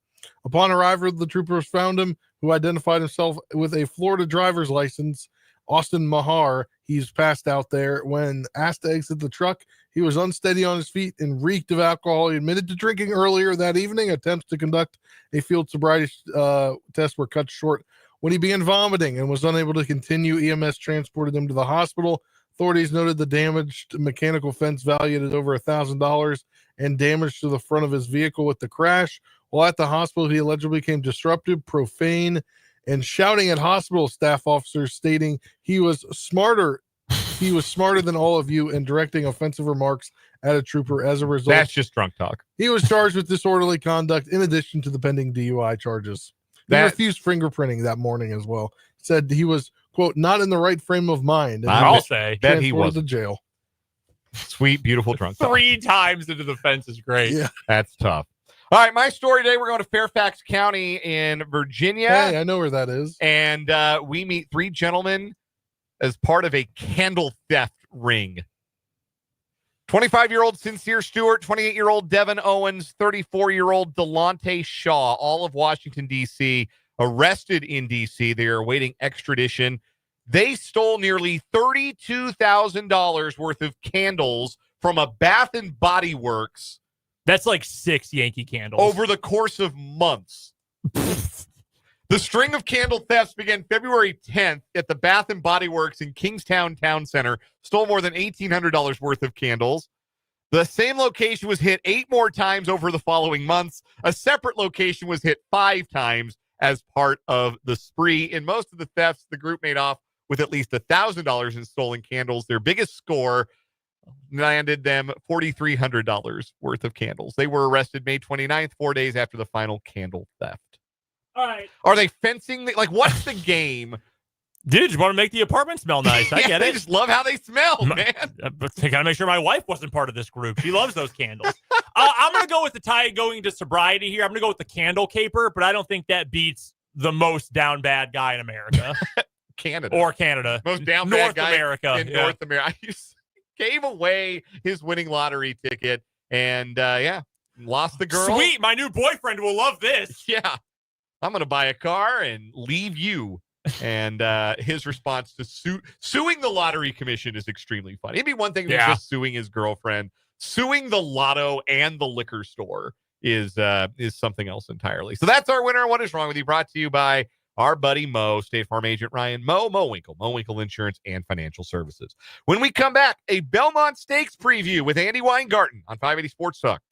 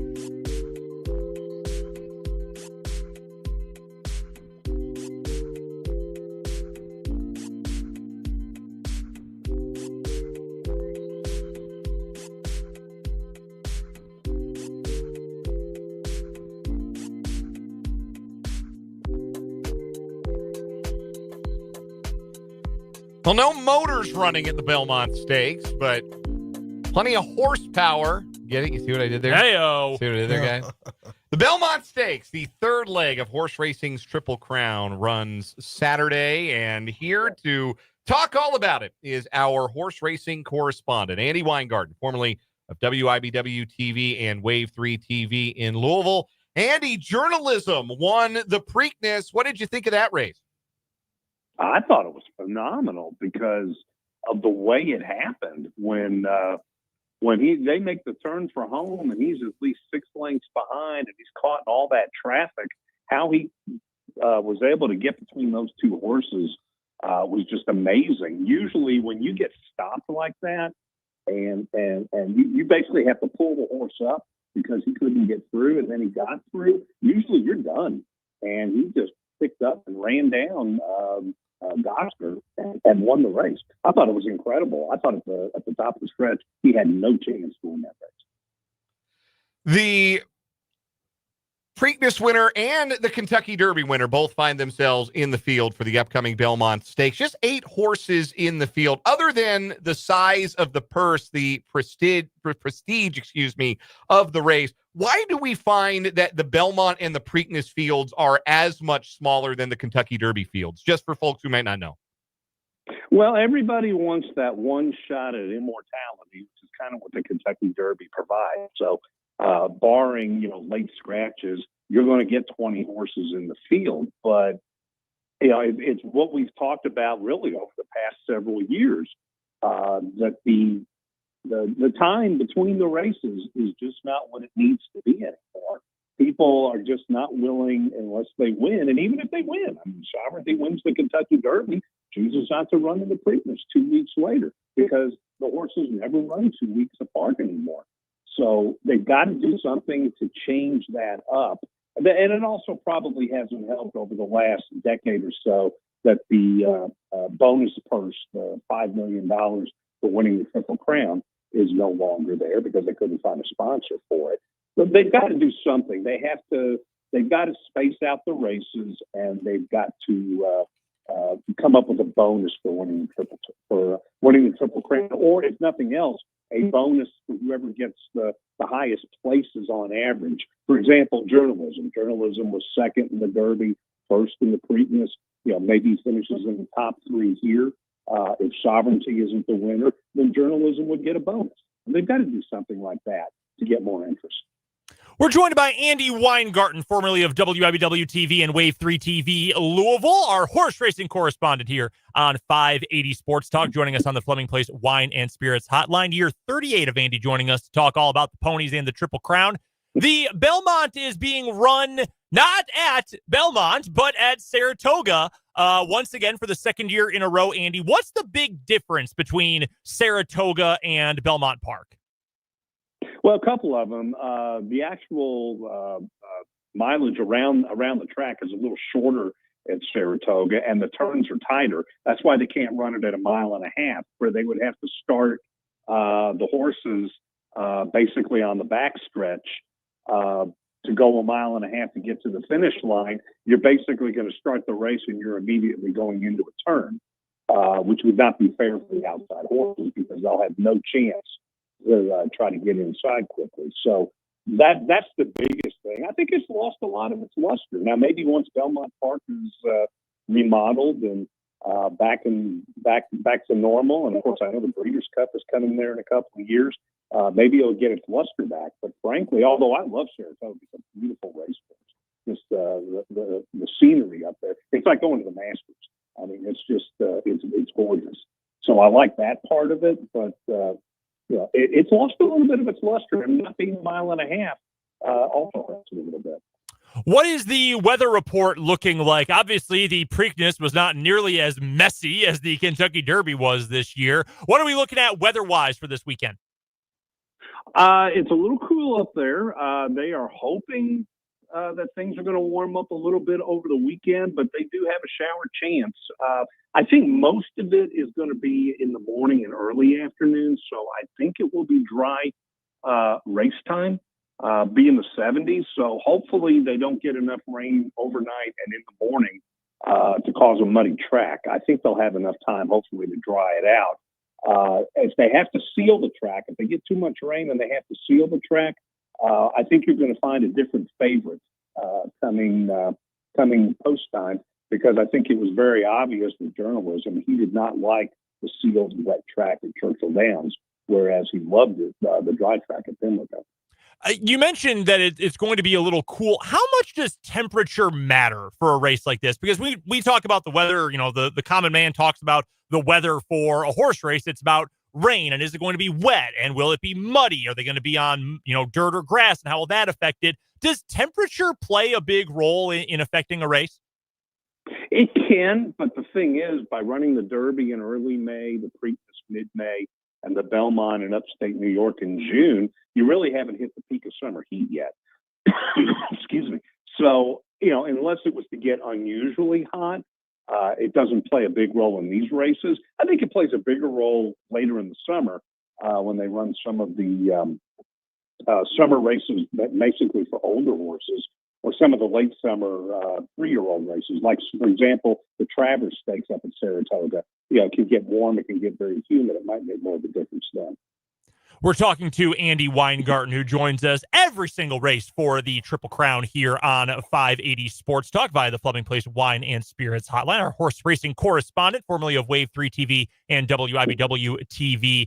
Two of the longest shots in this race, Uncaged and Crudo, I believe it is, 30-1 and 15-1 respectively. I know ESPN's breakdown of the race considered them both pretenders, but they're both trained by Todd Pletcher. So regardless of what the actual odds at the window are, Andy, how much can a great trainer impact a long shot? Should they be treated as a 30 or 15-1 long shot truly when you have a trainer like Todd Pletcher? Well, I mean, it affects it a little bit, but most of these trainers are great trainers at this level because they wouldn't get there otherwise. So there's not a huge difference. Todd Pletcher is more of a name because he has won so many Triple Crown races. I mean, he's won the Belmont 4 times in the last 15 years. And none of those horses won the Derby or Preakness, I think, for that matter. So you got to give him a little bit of credence there. But, ultimately in a race like this, especially if there's no traffic and an 8-horse field, there shouldn't be, I think that the fastest horse, more times than not, is going to win it. Thinking about it a little more deeply, I suppose to be a 30-1 long shot in an 8-horse field, that's a pretty long shot, if I'm not mistaken. Yeah, it is. Now, he may get bet, and that was the morning line, of course. He may get bet down a little bit. Heart of Honor may not be 30-1, maybe 25-1 come post time, because for the reason you mentioned, that it's it's just an 8-horse field. But he's 30-1 for a reason. Hasn't done much. That's Frank. I mean, he's not won a race yet. Now he was decent in the Preakness, finished 5th. That's okay, but was never really in it. And he also came from Dubai, which is where most of the races for him were. And Dubai horses historically don't do well in the Triple Crown races. Andy Weingarten joining us, our horse racing correspondent here on 580 Sports Talk. Time now to predict the third leg of horse racing's Triple Crown, the Belmont Stakes. We will get Andy's picks first for your show horse, your third place finisher. Andy, who do you like? I really wanted to go with one of the long shots for third. I have a feeling that one of them will. I just can't figure out which one, so I've got to go with who I think are the 3 best. And I'm going to go Baiza for the show horse. Young horse, had a nice break, after not running in the Preakness, had a good Derby run. Wasn't going to win that race, but finished third and did fine. I think that's one that he has a shot to win this, but I'm going to pick him to finish third. Your place horse, your second place prediction. I'm going to go with Sovereignty to finish second. And that now the one thing that may change there is if it's a wet track. Like I said, I think he'll be the one bet down to the favorite if it's a wet track. I'm betting on a dry track, and so I think Sovereignty run a good race, and he's had 5 weeks to prepare or to rest. But I think he's going to come up just a little bit short. I'll pick Sovereignty to finish second. And finally, Andy, who's going to win the Belmont? Well, I think he proved in the Preakness that he's by far the best horse in the field on a dry track, and that's Journalism. I think Journalism may win this race easily if it's a dry track. If it's muddy or it's sealed, Sovereignty can beat him. But frankly, I think it's going to be a two-horse race the last half a mile. I think it's going to become very obvious. There'll be a little speed early on with Rodriguez and probably, remember the other one, Uncaged. They'll be at the lead early, but you get to the three-quarters pole, and I think Sovereignty and Journalism are going to basically go neck and neck. And I think it's going to be a classic finish, but Journalism will pull away. Would be fitting for this Triple Crown rubber match of sorts if it were the Kentucky Derby winner and the Preakness winner going blow for blow down the stretch. But Andy's got Journalism to take the Belmont Stakes. They run it tomorrow, and Andy Weingarten previews all of the Triple Crown races with us, our horse racing correspondent here on 580 Sports Talk. Andy, always a joy hearing you pass along your knowledge of the sport of kings. Thanks for your time and enjoy the race. Appreciate it. Talk to you guys the first Friday in May next year. We will look forward to it. That is Andy Weingarten. We will take a quick time out here, come back, and do On Second Thought to wrap up this 4 o'clock hour of 580 Sports Talk.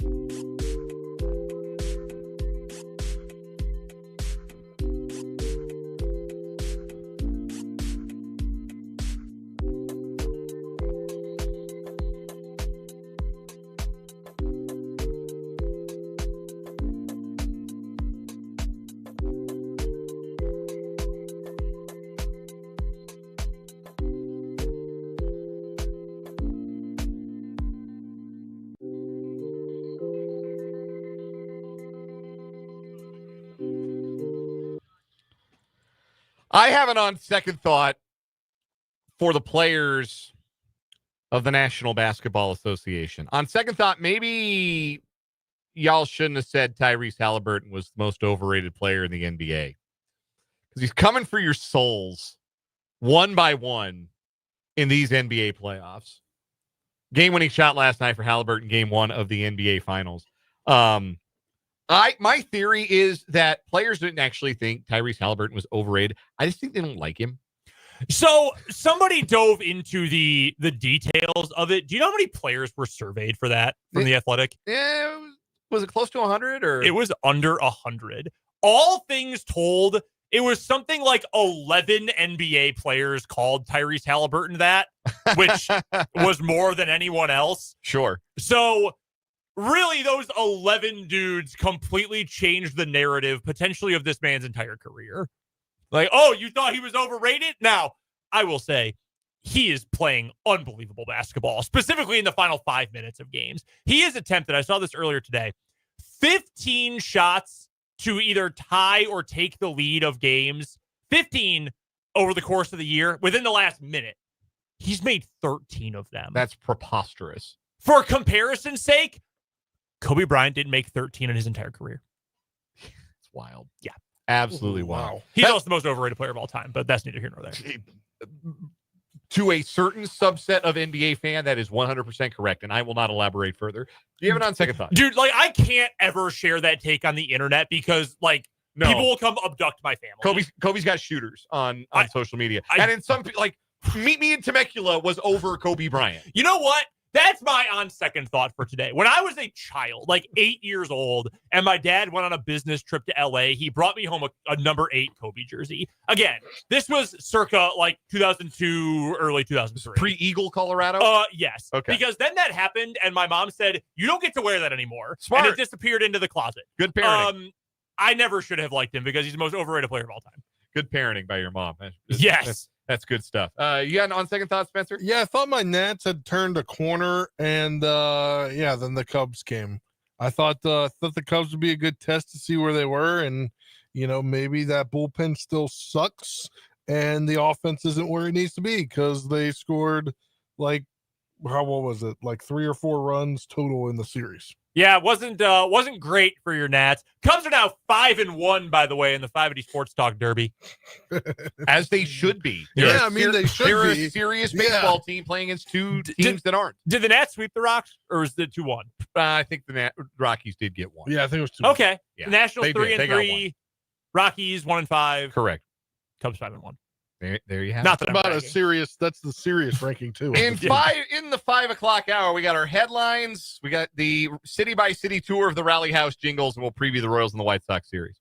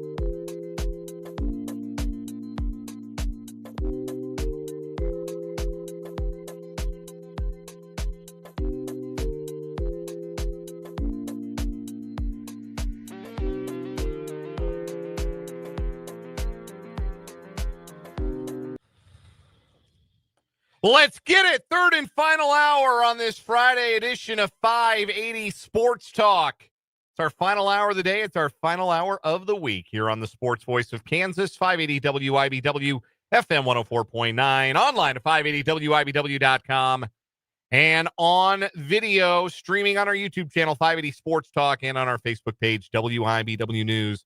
Originating from our Huntoon Hill studios in the capital city of Kansas, Dan Lucero, Brendan Dworzinski, Spencer Dupuis with you for one more hour of Sports Talk today. Thanks for being with us. Thanks for spending part of your Friday with the gang. We will take you up until 6 o'clock. We'll pass the baton to the Royals Baseball Network. Royals and White Sox open up their 3-game series at Rate Field tonight.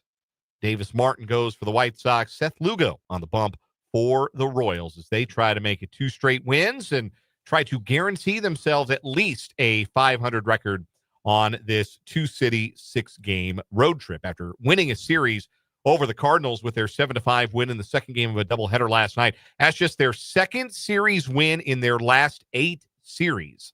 So the Royals really needed that. They could use another series win, and, well, that's what the White Sox are for. Davis Martin, great spoonerized name. Mavis Darton, great name. It's a better pitcher's name. Love for sure. her second album. Oh, yeah, 100%. Shout out Mavis Staples. She was on a Run the Jewels album. Yeah, she was. She was.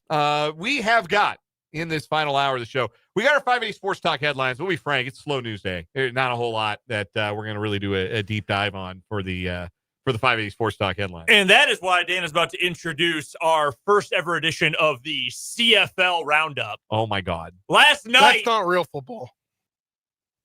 Uncultured. Extremely uncultured. Honestly, possibly jingoistic. It's fake football. Racist? What's fake about it? Racist against Canadians? Yeah. I am part Canadian, so that can't be possible. Why is it fake? Self-loathing, Spencer Dupuis. I watched it on TV last night. How is it fake? It's not. If it's not real, it's not what we see. I as literally watched It's it. not American football. The Grey Cup's older than the Super Bowl. Right, it's Canadian Shoot, football. the Grey Cup is older than American gridiron football itself. Grey Cup's been defended since the 1800s. I don't know. They just got a weird setup. I'm not a fan. Not a fan and not real are not the same thing. It's not real. It doesn't mean anything. It means you win the Grey Cup. You win the whole thing. Means the world to Edmontonians and No, Saskatchewanians. I think hockey means more to them. On the Plains, probably not, because Saskatchewan doesn't have a team. They don't have a professional. Well, an NHL team. No, they don't have an NHL team. Yeah, no, there's not one in that province yet. It is more popular in Western Canada. Calgary, they have the Flames, obviously. Saskatchewan, BC, like it's quite popular. All of those in cities where the hockey teams never win anything either. So, like, yeah, and like Toronto, the Maple Leafs never win anything, but True. like the Leafs are like the religion. Yeah, they're a little bigger than the Argos. You could fit like. I'm trying to make a comparison here. No one goes to Argos games. The season did begin last night. Spencer, what was the most interesting thing that happened on the 120-yard gridirons? You mean Brendan? Brendan? No, we were curious what you think was Spencer, most this is a test. You got to come prepared. You never know when I'm going to pivot to you. No, Brendan, please tell us. The Melonheads won. Saskatchewan, good win, was in control pretty much the entire game. However, Drew Brown, the quarterback of Ottawa, went 34 of 41 for 416 yards. He was incredible. And they still lost because they're Ottawa. Les Rouges et Noirs. Tough one for the Red Blacks. Yes. Yes, that is their name. Very tough one. So we have some other headlines. We got a playoff roundup. We will get to that. We're going to talk. You can tell how slow of a news day it is because Spencer didn't just like turn my mic off in the middle of that. The Royals White Sox play this weekend. We're going to preview that. And as promised, it is perhaps the most familiar television commercial jingle to anyone who has ever watched an inning of Royals baseball. I'm talking about the Rally House jingle. Particularly, I'm talking about the part in which we are informed that Kansas, Missouri, Kansas State, Chiefs, and Royals, all 5, make KC great. There are 13 Rally House jingles because the Rally House goes beyond what we know or knew for years as the Kansas Sampler and just being here regional in Wichita and Kansas City and here in Topeka and all that. I went to the Kansas Sampler when I was passing through Topeka in 2008 about a Zach Greinke jersey in the powder blue. and I got a Billy Butler one for my brother. And I wore the heck out of that. I was very early adopter on the Zach Greinke bandwagon. He won the Cy Young the next year. I felt good. I had my Zach Greinke stock. I felt good. Anyhow, but yeah, they got the Rally House like a lot of places. And they've got the commercial a lot of places, which means they have a lot of different jingles. Because talking about what makes KC great in Wisconsin, that would make a lot of sense. But I went and listened to the other jingles, and I'm just going to tell you, there's a certain level of care that was put into the Kansas City jingle that I think is a little lacking in some of these other ones. And we're gonna go through them a little bit later on, have a little fun on a Friday with a city-by-city tour through the Rally House jingles. We want to hear from you. 785-272-9429 is the number, 785-272-9429. Would love to hear from you on the text line as you wrap up your Friday, your work week. You can also get at us if you're watching on our YouTube stream. 580 Sports Talk is the name of the channel. Go subscribe to the channel if you have not already, and interact with us and your fellow listeners throughout the rest of the show in our live chat. Let's get to these headlines, shall we? I'll start with this from ESPN. Texas Tech's Nigeri Kennedy delivers huge outing in Game 2 win over Texas. It's still weird to hear her referred to as Nigeri. I know that is her full name. We know her as Nyjah. Yeah, she's been Nyjah since she was 14 years old. We started covering her high school career here. It is kind of weird, though, on the broadcast. They will jump back and forth. They do. They kind of go back and forth a little bit, which is very strange. But by any name, she's a stud, and she was great last night. Texas Tech, I told you, they get her 3, they're going to win. They got her 4. Thank God they did, because Texas did score 2 in the bottom of the 7th. But Kennedy struck out the last batter with the tying run at third base in the bottom of the 7th inning, and Texas Tech defeated Texas 4-3 in Game 2 of the Best of 3 Women's College World Series Championship Series. Game 3 is tonight at 7 o'clock. I understand that for local fans who would like to watch the Topeka product, Nyjah Kennedy, and try to deliver a national championship, she will get the start tonight. Jerry Glasgow, the head coach of the Red Raiders, said, under one condition, if she's breathing, she will start tonight. Yeah, that's a direct quote. Yeah. I mean, as long as her arm's not falling off, she's hurt. I mean, beyond the hamstring tear she has, you put her out there. So she's the best you got. My understanding is that there will be a public watch party tonight at Evergy Plaza, in downtown Topeka, so folks can go out and watch the game in public and share that moment as one of our own goes for a national championship, trying to become the first pitcher to throw every pitch in a College World Series, a Women's College World Series, for the eventual champion since 2012. So pitcher for Alabama, her name is escaping me, but it's been since 2012 since that feat has been performed. Kennedy has thrown every pitch for the Red Raiders in this tournament, and she will be in the circle tonight as Texas Tech tries to win their first ever national championship in softball. Texas trying to do the same. 7 o'clock first pitch on ESPN. I saw a picture on X, the Everything app, and it was talking about the fact that she's thrown every pitch and she would be the first pitcher since 2012. And it was a picture of her with a robotic right arm. Yeah, it kind of feels that way. Yeah. Softball is so funny because you always see, and I mean, this is amazing. Like, what she's doing is unbelievable. But, oh my God, someone threw 250 pitches in a game. I mean, that can't be healthy. Well, actually, the movement of a fast-pitch softball pitch is so much more natural to the human body than a baseball pitch. Mm-hmm. And the pitches are so fast, and you can still throw really hard, but it's a much less violent motion, the big wind-up and going under, as opposed to, I always think of Chris Sale when I think of a violent pitching motion, and he's changed a little bit as he's gotten older. But you pull back and you just snap the elbow and wrist. I mean, that is not natural at all. The only thing that is your rotator cuff and your AC joint. Like, that's your thing that you have to worry about. Yeah. All right, let's stick with the bat and ball sports and the college ranks, shall we, for our next headline. This via our guy, Michael Swain, over at fog.net, and via a comment earlier today from KU Director of Athletics, Travis Goff. Kansas is on the cusp of a contract extension for baseball coach Dan Fitzgerald. That is a big deal. This is the writing from our guy, Michael Swain. KU is inching close to a contract extension for its head baseball coach, according to Travis Goff. According to multiple reports from a board of directors meeting Friday, the KU AD stated that KU is on the cusp of an extension for Fitzgerald, who just led the baseball program to its best season in over a decade. KU had not been to the NCAA tournament since 2014, and it was just the 6th in program history. Fitzgerald has been linked to multiple job openings as the season wound down and throughout the start of the offseason for many teams, but the Jayhawks are close to keeping their skipper around. Jordan Guskey of the Topeka Capital Journal, he was in attendance, had a quote from Goff who said, "Really excited about the future of the program and Coach Fitzgerald's energetic commitment to the University of Kansas and all of us leading that program forward." This is massive because, frankly, I just sort of assumed midseason he was going to be gone. Mississippi State was interested in him. They ended up taking Virginia's coach.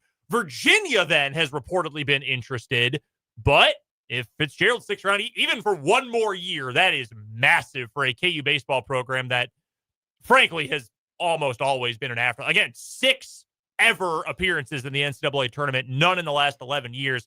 This is a pretty big deal to keep a coach this good who I still think is at some point going to get a major college baseball job. I love that we have seen an increase in the want to in the Kansas and Kansas State athletic departments. Yep. In the non-revenue sports. There have been significant investment in facilities and coaches and recruiting and a desire to not just leave those sports kind of off to the side, for Kansas to just say, yeah, we're just going to be a basketball school and that's fine. Or for K-State to say, football's the front porch, but we're not as concerned with everything else. I don't know if that was ever the attitude, but it certainly feels like there has been a real shift towards wanting to be great in the revenue sport, in the non-revenue sports. And you saw, obviously, K-State had some fabulous seasons in sports like golf and obviously baseball getting back to the tournament for the second straight year. KU volleyball is on the way up, made a big-time hire after their legendary head coach, Ray Bouchard, called it a career.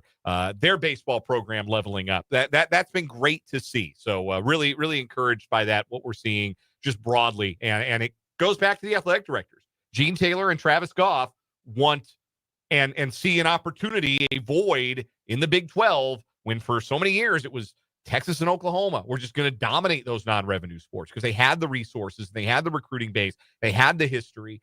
They're not around anymore. So who's going to dominate the Big 12? Who's going to fill that void? And both Kansas and Kansas State have stepped forward and said, it'll be us. It's going to be us who fills that void and is one of the premier all-around athletic departments in the Big 12. And, I mean, it's an iron sharpens iron thing between the two programs, right? Like, hey, KU's going to put money in this and be good. We don't want them taking the good baseball players from our state or from the region or, you know, KU volleyball has actually been very good in the last decade plus, but like, hey, K-State volleyball has not been a slouch of a program either, and K-State baseball has obviously been good. And the sports that have both, I mean, shoot, K-State just was able to lure away one of KU's best track athletes in the portal this year, Devin Loudermilk, who's a Kansas guy. So I think it's the fact that, and this is how it should be for the record, like everybody improves when you've got competition. That's supposed to be how it works for consumers, but so everybody benefits from something like that. And I think both baseball programs have benefited. If K-State had softball, I think it would be benefiting.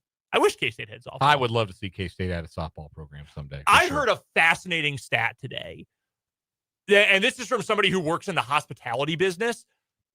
For athletes aged 16 to 22, so we're talking most high school into college athletes, for every male athlete that plays on the road, they bring on average 1.1 guests with them while traveling. Female athletes, on average, 3.2 guests per athlete travel for a girls' or women's sporting event. And again, I heard that from somebody who runs the hotel, that they have actual proven data for that. Is fascinating. Isn't that unbelievable? Tells you that they draw the crowds. That's where the crowds come from. Yes. I mean, it makes sense. Like, if you think about softball, like I think about like where I went to college, like Marshall softball, you would see their families on like if you're watching ESPN Plus broadcasts of them at a different school, you would see what looked like a ton of families there. Yeah, it's I thought that was truly, truly fascinating. But yeah, and I know there's Title IX stuff that is probably going to prevent it from happening, but it would be sweet. More opportunities for athletes is never a bad thing, ever. Let's get another headline, Spencer. Yes, speaking of Kansas State, On3 Sports has a release from the Manning Passing Academy, and Avery Johnson is going to be one of the attendees for the 2025 Manning Passing Academy. he, along with Sam Levitt, will represent the Big 12 among all the participants there. Not shocking, Arch Manning to be there, Drew Aller, Gunnar Stockton among the other attendees there. Look, Avery Johnson's got everything you could possibly want from a superstar college quarterback. Yeah. Like everything. He's got the look. He's got the personality. He's got speed. He can run. He's got the arm traits, just general athleticism. He's got everything. I am very hopeful he is able to put it together. Now, this, when Spencer mentions the Manning Passing Academy, this is as a counselor. Yeah. The way it works, it's a youth and like prospect camp, and it's a big deal because it's run by the Mannings. It is a very big deal whenever they are involved. And they've got college kids who come every year and are the counselors for the high schoolers, the younger players. In fact, every year you always get a couple of fun stories that leak. Like, hey, did you know that quarterback X is actually a huge tool and no one liked him? And then they go to the draft and then they bust. And it's like, oh, yeah, remember that story from the Manning Passing Academy?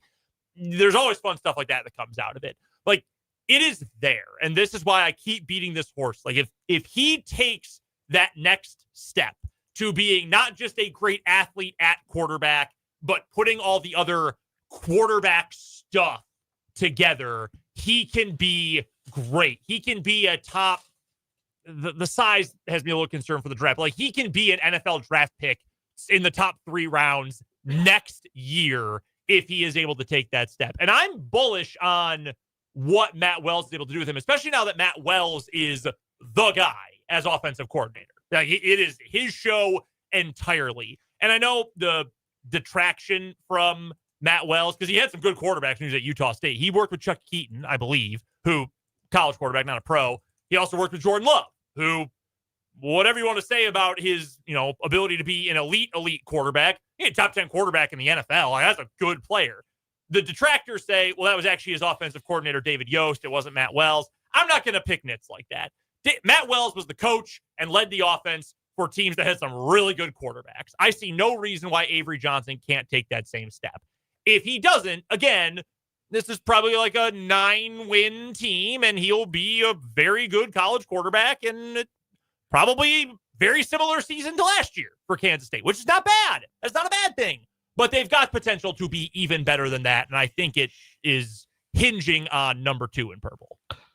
One last headline before we get to the playoff roundup. Some injury news for pitchers from Major League Baseball. We'll stay the AL Central first. Yesterday, Pablo Lopez, the ace of the Minnesota Twins, it was announced that he has a right teres major strain, which is essentially like an oblique strain. It's going to keep him out 8 to 12 weeks. That's a massive blow for a Minnesota team that had recovered from a slow start, gotten back into the mix in the AL Central. Going to miss 8 to 12 weeks. Same injury that Joe Ryan had. He missed 2 months, the final 2 months of last season, and the Twins sorely missed him as they ended up missing out on the playoffs. So that's a big blow to the Twins. Also, Guardians former Cy Young winner Shane Bieber suffered a setback in his rehab. So he's further away from returning from Tommy John surgery, which he had at the beginning of last year after I think he made like 2 starts last season. So the Guardians could really use another big arm because they are not much offensively, but it looks like it might be a little while yet still for Shane Bieber. And then the news today from the NL West that Arizona Diamondback starter Corbin Burnes will undergo Tommy John surgery, injured his elbow in his most recent start. Burnes signed a 6-year, $210 million contract this offseason from Arizona, and he will miss the rest of this year and a good chunk of next after Tommy John surgery for the former Cy Young winner. So bad pitching injury news across Major League Baseball, and if you're a team, all you can do is hope you avoid it because as we kind of alluded to earlier, it's a dangerous thing you're doing with your arm every time you rear back to throw a baseball as hard as you can. That's tough for Bieber. That really sucks for him. I mean, it sucks for all these guys who are involved. Man, that Corbin Burnes news, though, I thought was expected. I mean, yeah, it was pretty clear on the mound. If you saw the game footage, he knew something had gone wrong. Anytime a pitcher calls for the trainer, you know it's bad because starting pitchers are nuts, and they want to stay out there at all costs. Sure. So you knew it was going to be bad. Diamondbacks or Braves, bigger disappointment? Probably the Braves. I would agree, but Diamondbacks are close, man. The Diamondbacks are at least a 500 team right now. The Braves are 7 under and 11 games out of first place. They look cooked. The D-backs do mash. Yes. They do hit the ball. They're good very enough well. offensively, but their pitching staff is in a bad way, and that was when they had a healthy Corbin Burns. So, And another contract where you just get to start of the contract and then a huge one. That's and the risk. Players hurt. that's the risk Yeah. you run with signing free agent pitchers to long-term deal. That's why the best thing to do is develop your own. Let's do the playoff roundup. It's time for the 580 Sports Talk Playoff Roundup. The Indiana Pacers did it again last night, a game that they led for 0.3 seconds. That was all they needed to win game 1 of the NBA Finals last night over the Oklahoma City Thunder in Oklahoma City. Thunder, Tyrese Halliburton, the game-winning shot, and the Pacers steal game 1, 111-110. It felt a lot like game 1 of the Denver series for the Thunder, which was another game where they felt in complete control until all of a sudden they lost the game on a last-second shot. It was Aaron Gordon in game 1 of the Denver series in the Western semifinal. The Thunder did everything like defensively. They forced like 18 turnovers. They did all of the things that you would expect them to do as the heavy favorite in this series. But much like game 1 of the Denver series, their other 2 allegedly good players, Jalen Williams and Chet Holmgren, played like butt. And if those guys don't play well, so it gets a little tougher for the Thunder to win games. They need those 2 guys in particular to bounce back for game 2. I don't feel any differently about who's going to win the series, but I do feel a little bit better about the Pacers' ability to stretch it out. Yeah, I will make an adjustment to Thunder in 6. I think the Pacers will get another one. I thought they'd lose last night. Did you watch the game? I watched the last 22 seconds. I thought it was a really fun game, and I thought for the first 3+ quarters, I didn't think the Pacers played poorly. I just thought the Thunder were playing a lot better, and the turnovers were huge. They couldn't score off the turnovers. They kept forcing turnovers, but they did not score off of turnovers at the volume that they generally do. They had an opportunity to be up huge and take full control of the game. They never really did until about 7 minutes left. They went up by 15, and like that's when Indiana sits forward in the recliner and starts playing. Like it's unbelievable what they do. They have fallen behind by 15 or more points 8 times in this postseason. And they've won 5 of those games. That is ridiculous. It also doesn't feel sustainable at all, but that is insane. And to the point you made about, Holmgren did not play well and Williams did not play well. The guy, Halliburton's the best player the Pacers have, and he's been incredible and keeps hitting those game-winning shots.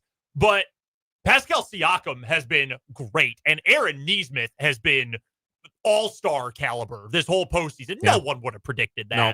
Though their second and third were really good, and the Thunder were not, and that's what it came down to. It was a great game, though. I had a lot of fun. You see the margin, though, that the Pacers actually played, other than the turnovers, exceptionally well, and the Thunder, other than the turnovers that they forced, did not play well, and it still came down to Shea Gilgeous-Alexander missed a mid-range, and Tyrese Halliburton made a mid-range, and that was the difference. And sometimes coaching, because you brought up the coaching difference last Big night. advantage for Indiana in the coaching department. Sometimes- And you already saw it because the Thunder panicked and they flipped their lineup. The starting lineup that they had the entire playoffs, they changed it for game 1. They went small with Case and Wallace instead of the extra big and Isaiah Hartenstein.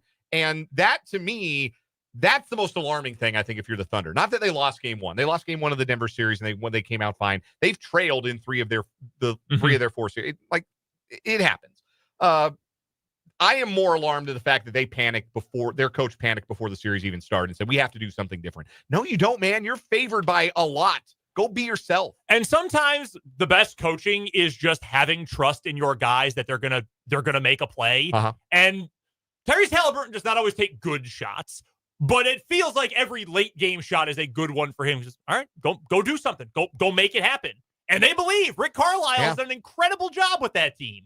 He is a great coach. Yeah, and easy Hall of Fame if he wins this series. Game 2 of the Stanley Cup Finals is tonight. Oilers with a 1-0 series lead over the Panthers. Oiling up. That game tonight in Edmonton. We'll take a break. When we come back, our city-by-city tour of the Rally House Jingles. We're going to have some fun with this on 580 Sports Talk.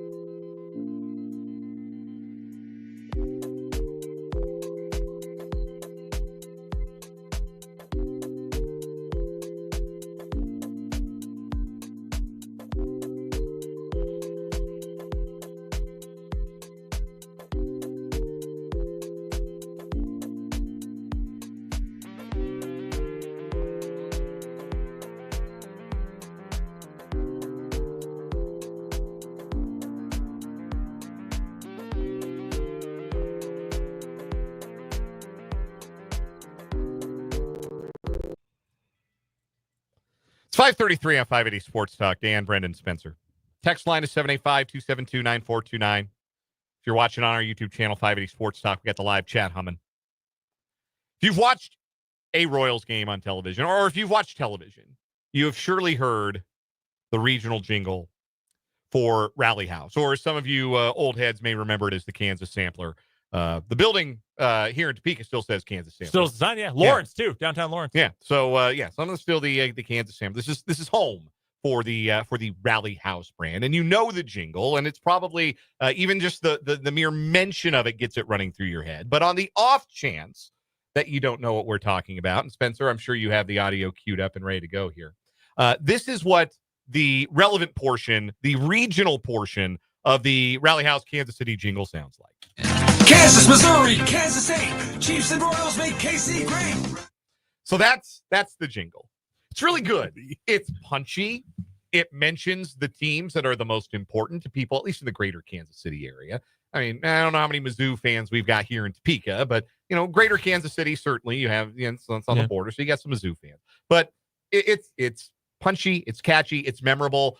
I am a singer, not professionally, but I am somebody who will walk around the house and sing the thing that is stuck in my head. Yes, me too. Or sing to the tune of the thing that is stuck in my head, which is really unfortunate for my wife, because usually it's like a Chapel Roan song or it's this jingle. It's one of those two things, pretty much 9 times out of 10.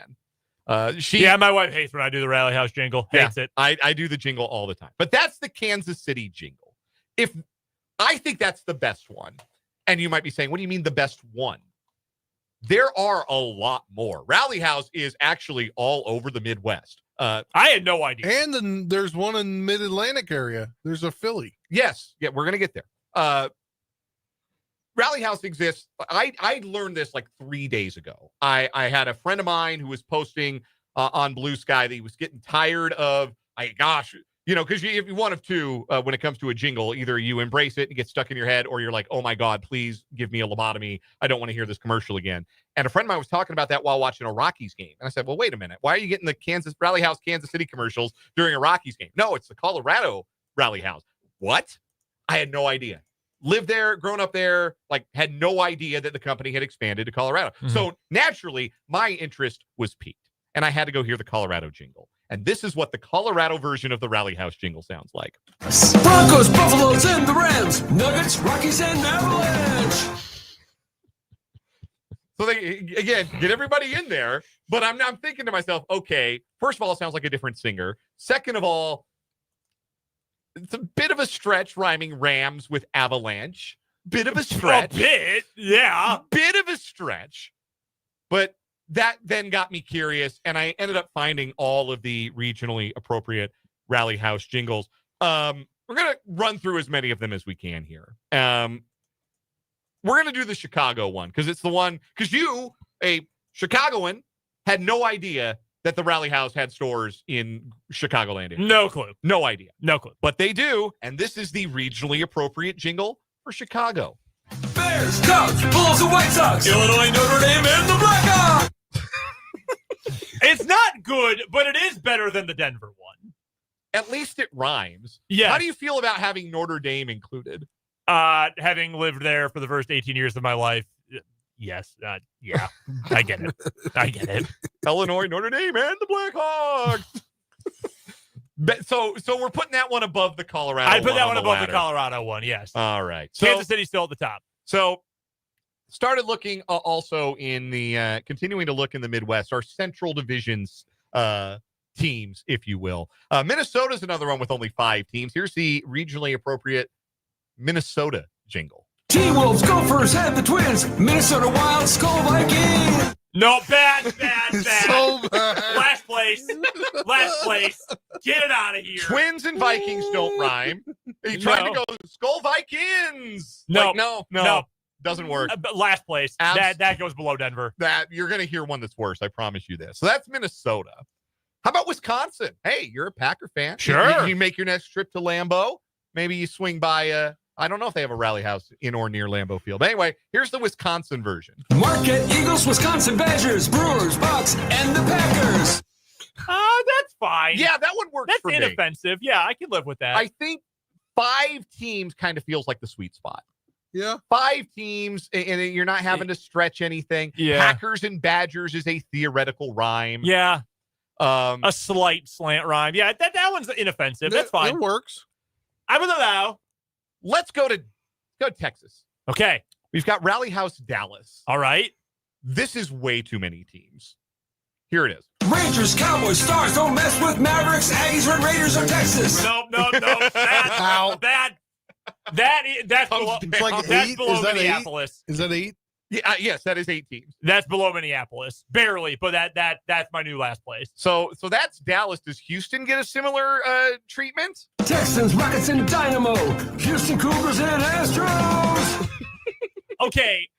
The theory behind that one is far better. The execution might be worse. Astros. Also, dog, no one's repping the Houston Dynamo. Yes, Come on. very interesting that Houston's is the first one we've encountered to mention the city's MLS entry. I think it would be an absolute... Because every other city we've gone through has one, don't they? Yes. Like, it would be a train wreck, because you can get sporting stuff at Kansas. But it would be a train wreck and a half if you try to wedge Jayhawks, Wildcats, Sporting, and Mizzou. Royals and Chiefs are awesome too. Yeah. Actually, no, that works. I'm like I said the other day, I'm an idea guy. Yeah. So, yes, Houston, the first to have their MLS entry mentioned, but not the last. Let's go to Cincinnati. Reds, Bengals, FC Cincy, the Ohio State Bearcats, and Kentucky. That's our worst rhyme so far. Yeah. Cincy and Kentucky. That one's not good, but I'd keep it outside of the bottom 3. I think my bottom 3 are still Minnesota, Dallas. I'm still putting Denver as number 3 worst. Still in your bottom 3. We still got some more to go. We've got one Ohio major sports city. What about Cleveland? The Cleveland Guardians and Cavaliers, the Browns and Buckeyes make us cheer.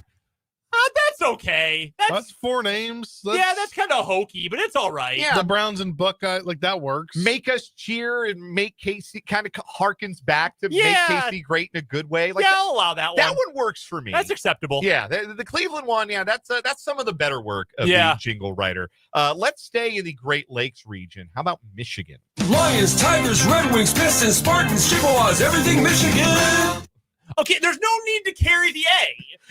Just say Michigan. Yeah, that's fine. There's no need to carry the A. The lyrical flourish there does not work for me at all. Also, shout out to Central Michigan getting so the Chippewas, but no, where are the Eastern Michigan Eagles? How about the Western Michigan Broncos? Yeah, why? I don't... Because Central Michigan is not even the closest one to Detroit. Eastern Michigan is like right down the road in Ypsilanti. Yeah, it's very close. That doesn't make any sense. Extremely close. Again, good in theory, poor in execution. Michigan! Just say Michigan. Yeah, man. Don't put too much stank on it. Yeah, it stank all right. We now go to the state of Pennsylvania. Here's your mid-Atlantic entries here, Spencer. This is, I like to think that these were all written in one session. Yes, I agree. That our guy knocked out the Kansas City jingle, and then he got handed like a pile of others. So, hey, make these shake. I think the Pennsylvania entries are where our guy starts feeling a little fatigue and starts to kind of pack it in a little bit. Here is the regionally appropriate jingle for Pittsburgh. Steelers, Penguins, Pittsburgh Panthers, Pirates, Penn State, Nittany Lions. Okay, yeah. Penn State, Nittany Lions. Weak effort there. Yeah. That is the worst rhyme by far. Yeah, by far. Panthers and Lions, not even close. Almost kind of respect the boldness of it. Just totally phone it in. You've got Penn State. You could go to makes Pittsburgh great. Yeah. You could have done, because you only have 5 teams. Yeah. And clearly nobody's going to know that you're copying. Clearly. So that's Pittsburgh. Then we have Philadelphia. Eagles, Sixers, Villanova, Penn State, Temple, Phillies, Flyers, don't be late. The audio mix is like the background music makes that worse. Don't be late. Yes. So you get to don't be late, which I guess it dovetails with, the second line of the jingle is, college and pro, come on, it's time to go. So I guess there's some continuity there with the song. Time to go, don't be late. I don't know. I'm out on that one. Not in the bottom 3, but it might be number 4. So For me, the worst one is Pittsburgh because it just so clearly is the one that we're the least amount of care. Completely gave up. Yeah, where he absolutely gave up. Twins and Vikings is a terrible ride. Yeah, So that one is awful. I got Minnesota in the bottom 3. And Did you get to St. Louis? I did not play St. Louis. You want to hear St. Louis? Yeah. Let's do, wait. Bears, Cubs, Wrong one. We've heard that one. Oh, I'm insulted. Here's St. Louis. Cardinals, Blues, Missouri State, Tigers, Billikens, don't be late. Another Don't Be Late. That had a different song in the back. That had a different sound bed. Yeah, a little older. I'm a little surprised they had Mo State. And St. Louis Billikens. Well, you know why? You've lost your NFL team, so you've got to. Probably. Yeah, you can't put the Chiefs in St. Louis, I guess. If it was around when the Rams were there, they probably were like, well, we got to replace it with something. We can't just go without it. So that's your Don't Be Late. Yeah. Again. That one's not good, but it's not awful. I think the best ones are Kansas City, Chicago, and Cleveland. I say Kansas City and Cleveland for sure are the best. I kind of like the Michigan one. It may have been oversung, but they wedged everybody in and it all rhymed. But why Central Michigan? But why Vail Model? It's fun to say Chippewas. It is. That is true. Apparently. That is I definitely saw true. there is a rally house near University of Maryland and near Virginia Tech. That's the closest ones to me, but there's only one. Yeah, this must be new. One in Blacksburg. And I think it is. I think it's relatively This new. is, by the way, we should make this very clear. This is not SpawnCon. No, we are getting absolutely nothing for doing this. No, we are not. And we just want to put this jingle in your head because it's been in mine and now maybe it's in yours. When I first saw the rundown last night, I did think this was some sponsored segment. This is not SpawnCon. No. I've been there. I've spent money there, but this is not SpawnCon. This is a shout out to the Rally House jingle guy who wrote all these, who sang all these, who sang his heart out, who tried to rhyme state or Lions with Panthers in the Pittsburgh jingle, who was so grasping in certain cities that he threw in the MLS team. He just had Wikipedia open when he was writing all these scripts. Man, I wonder how long they took. Oh, I bet it took. Actually, you know what? It probably did not take that long. You know, you find the rhyme. Yeah. Once you find the rhyme, the rest kind of falls into place. Mark B says, thanks for the earworm, Dan. I hate you. That was the goal of this segment. Please direct your complaints to the YouTube comments or our text line 785-272-9429. Jeffrey on YouTube says, I could go for some Olympic roundup right now. I am a better singer than the Rally House jingle guy. It's true. That's obvious. Royals talk when we come back.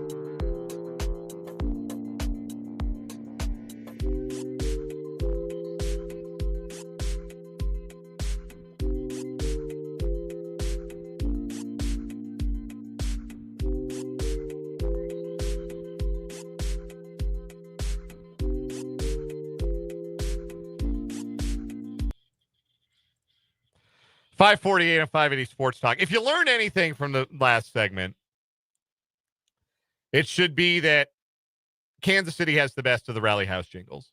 And if you've ever been annoyed by that one, just know it could be 1,000 times worse.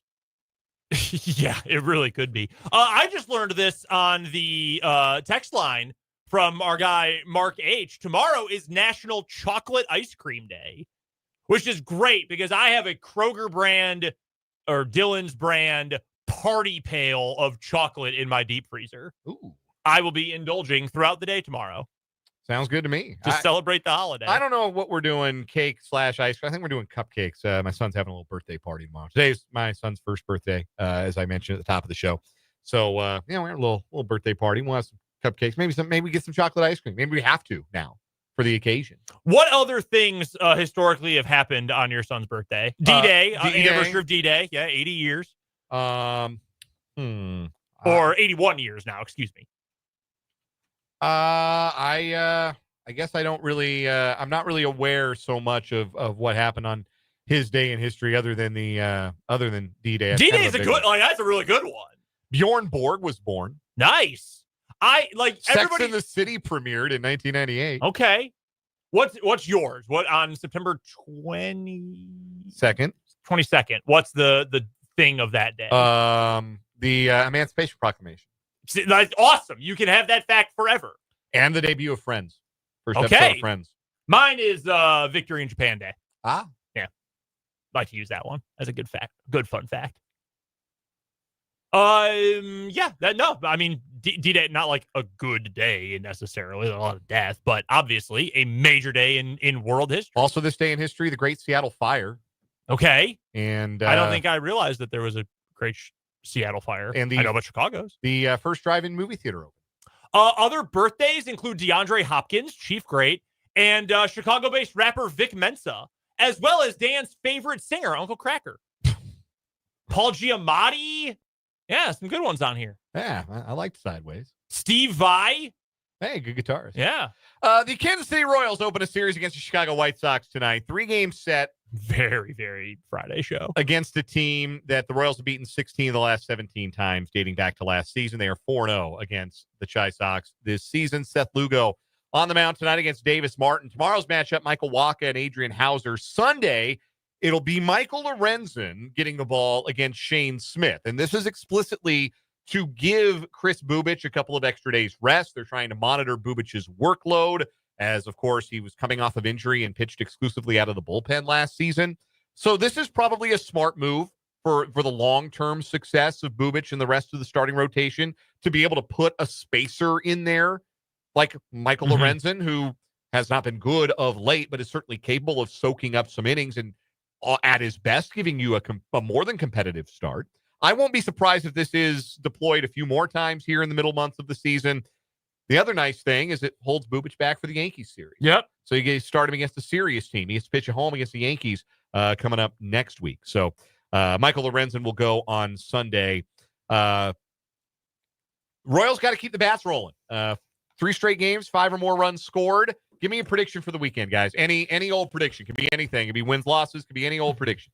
I will go Royals 2-1. They do drop one, but they win the series. Royal sweep and Cags hits his first homer. Nice. Okay. I like it. I will say we're going to see a little bit more production, certainly, I think, from Caglione this weekend. It's been a good White Sox pitching staff relative to expectations this year, but I expect the Royals to I expect them to win the series.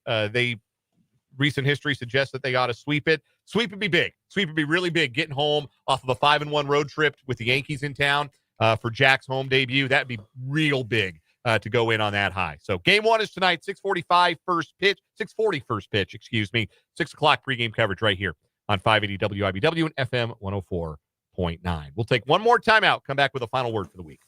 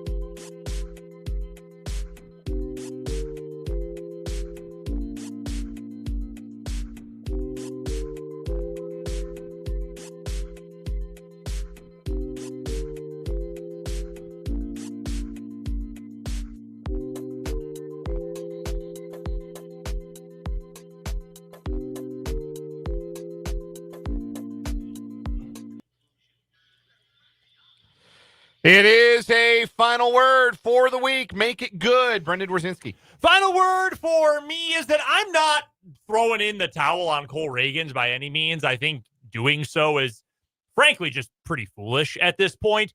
But that doesn't mean that I'm not concerned. And I think it's more about the injury than anything else. And it could be any number of things. Maybe he's still hurting. Maybe he was really rusty yesterday.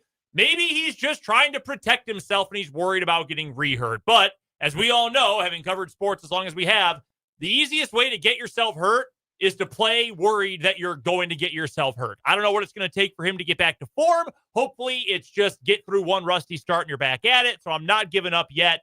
But I will admit, yesterday, not the most encouraging outing we've ever seen from the great Cole Ragans. Spencer Dupuy, give me a quick one. Yeah, the Royals offense seems to have ticked up once they brought up one of the best players in the minor leagues this year. And while his offense hasn't gotten there yet, don't give that mindset of like, we got to set him down already. I think he's going to hit a dinger this weekend, as I said in the last segment. And let's see what Jack Caglione can do for the Royals this weekend. As I said, I predict a homer. Final word for me. This will be a little bit self-indulgent, but I became the father of a 1-year-old today. My son turns 1 year old. And I remember when I came back from paternity leave and we talked a little bit about what my experience, my first few days of being a parent had been like. And I think I said something to the effect of, I had no idea how much I could love someone until I met my son.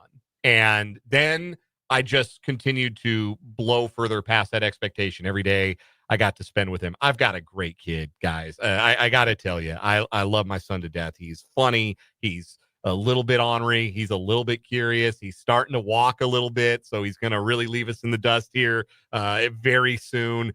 He's just a joy, and it's been so much fun. It's brought so much goodness to my life to watch him grow and learn and to be able to be around him every single day. And I'm a lucky guy. I'm a lucky guy to have a great kid, to have a great partner in my wife, to help me raise him. And I just wanted to express that gratitude. And hopefully that leaves you on a high note here for your week. We got Royals baseball coming up, 6:40 pregame, or first pitch. So 6 o'clock pregame coverage, then baseball throughout the weekend. We're back on Monday from 3 until 6. For Brendan Dworzinski and Spencer Dupuy, I'm Dan Lucero, and this was 580 Sports Talk. Adios.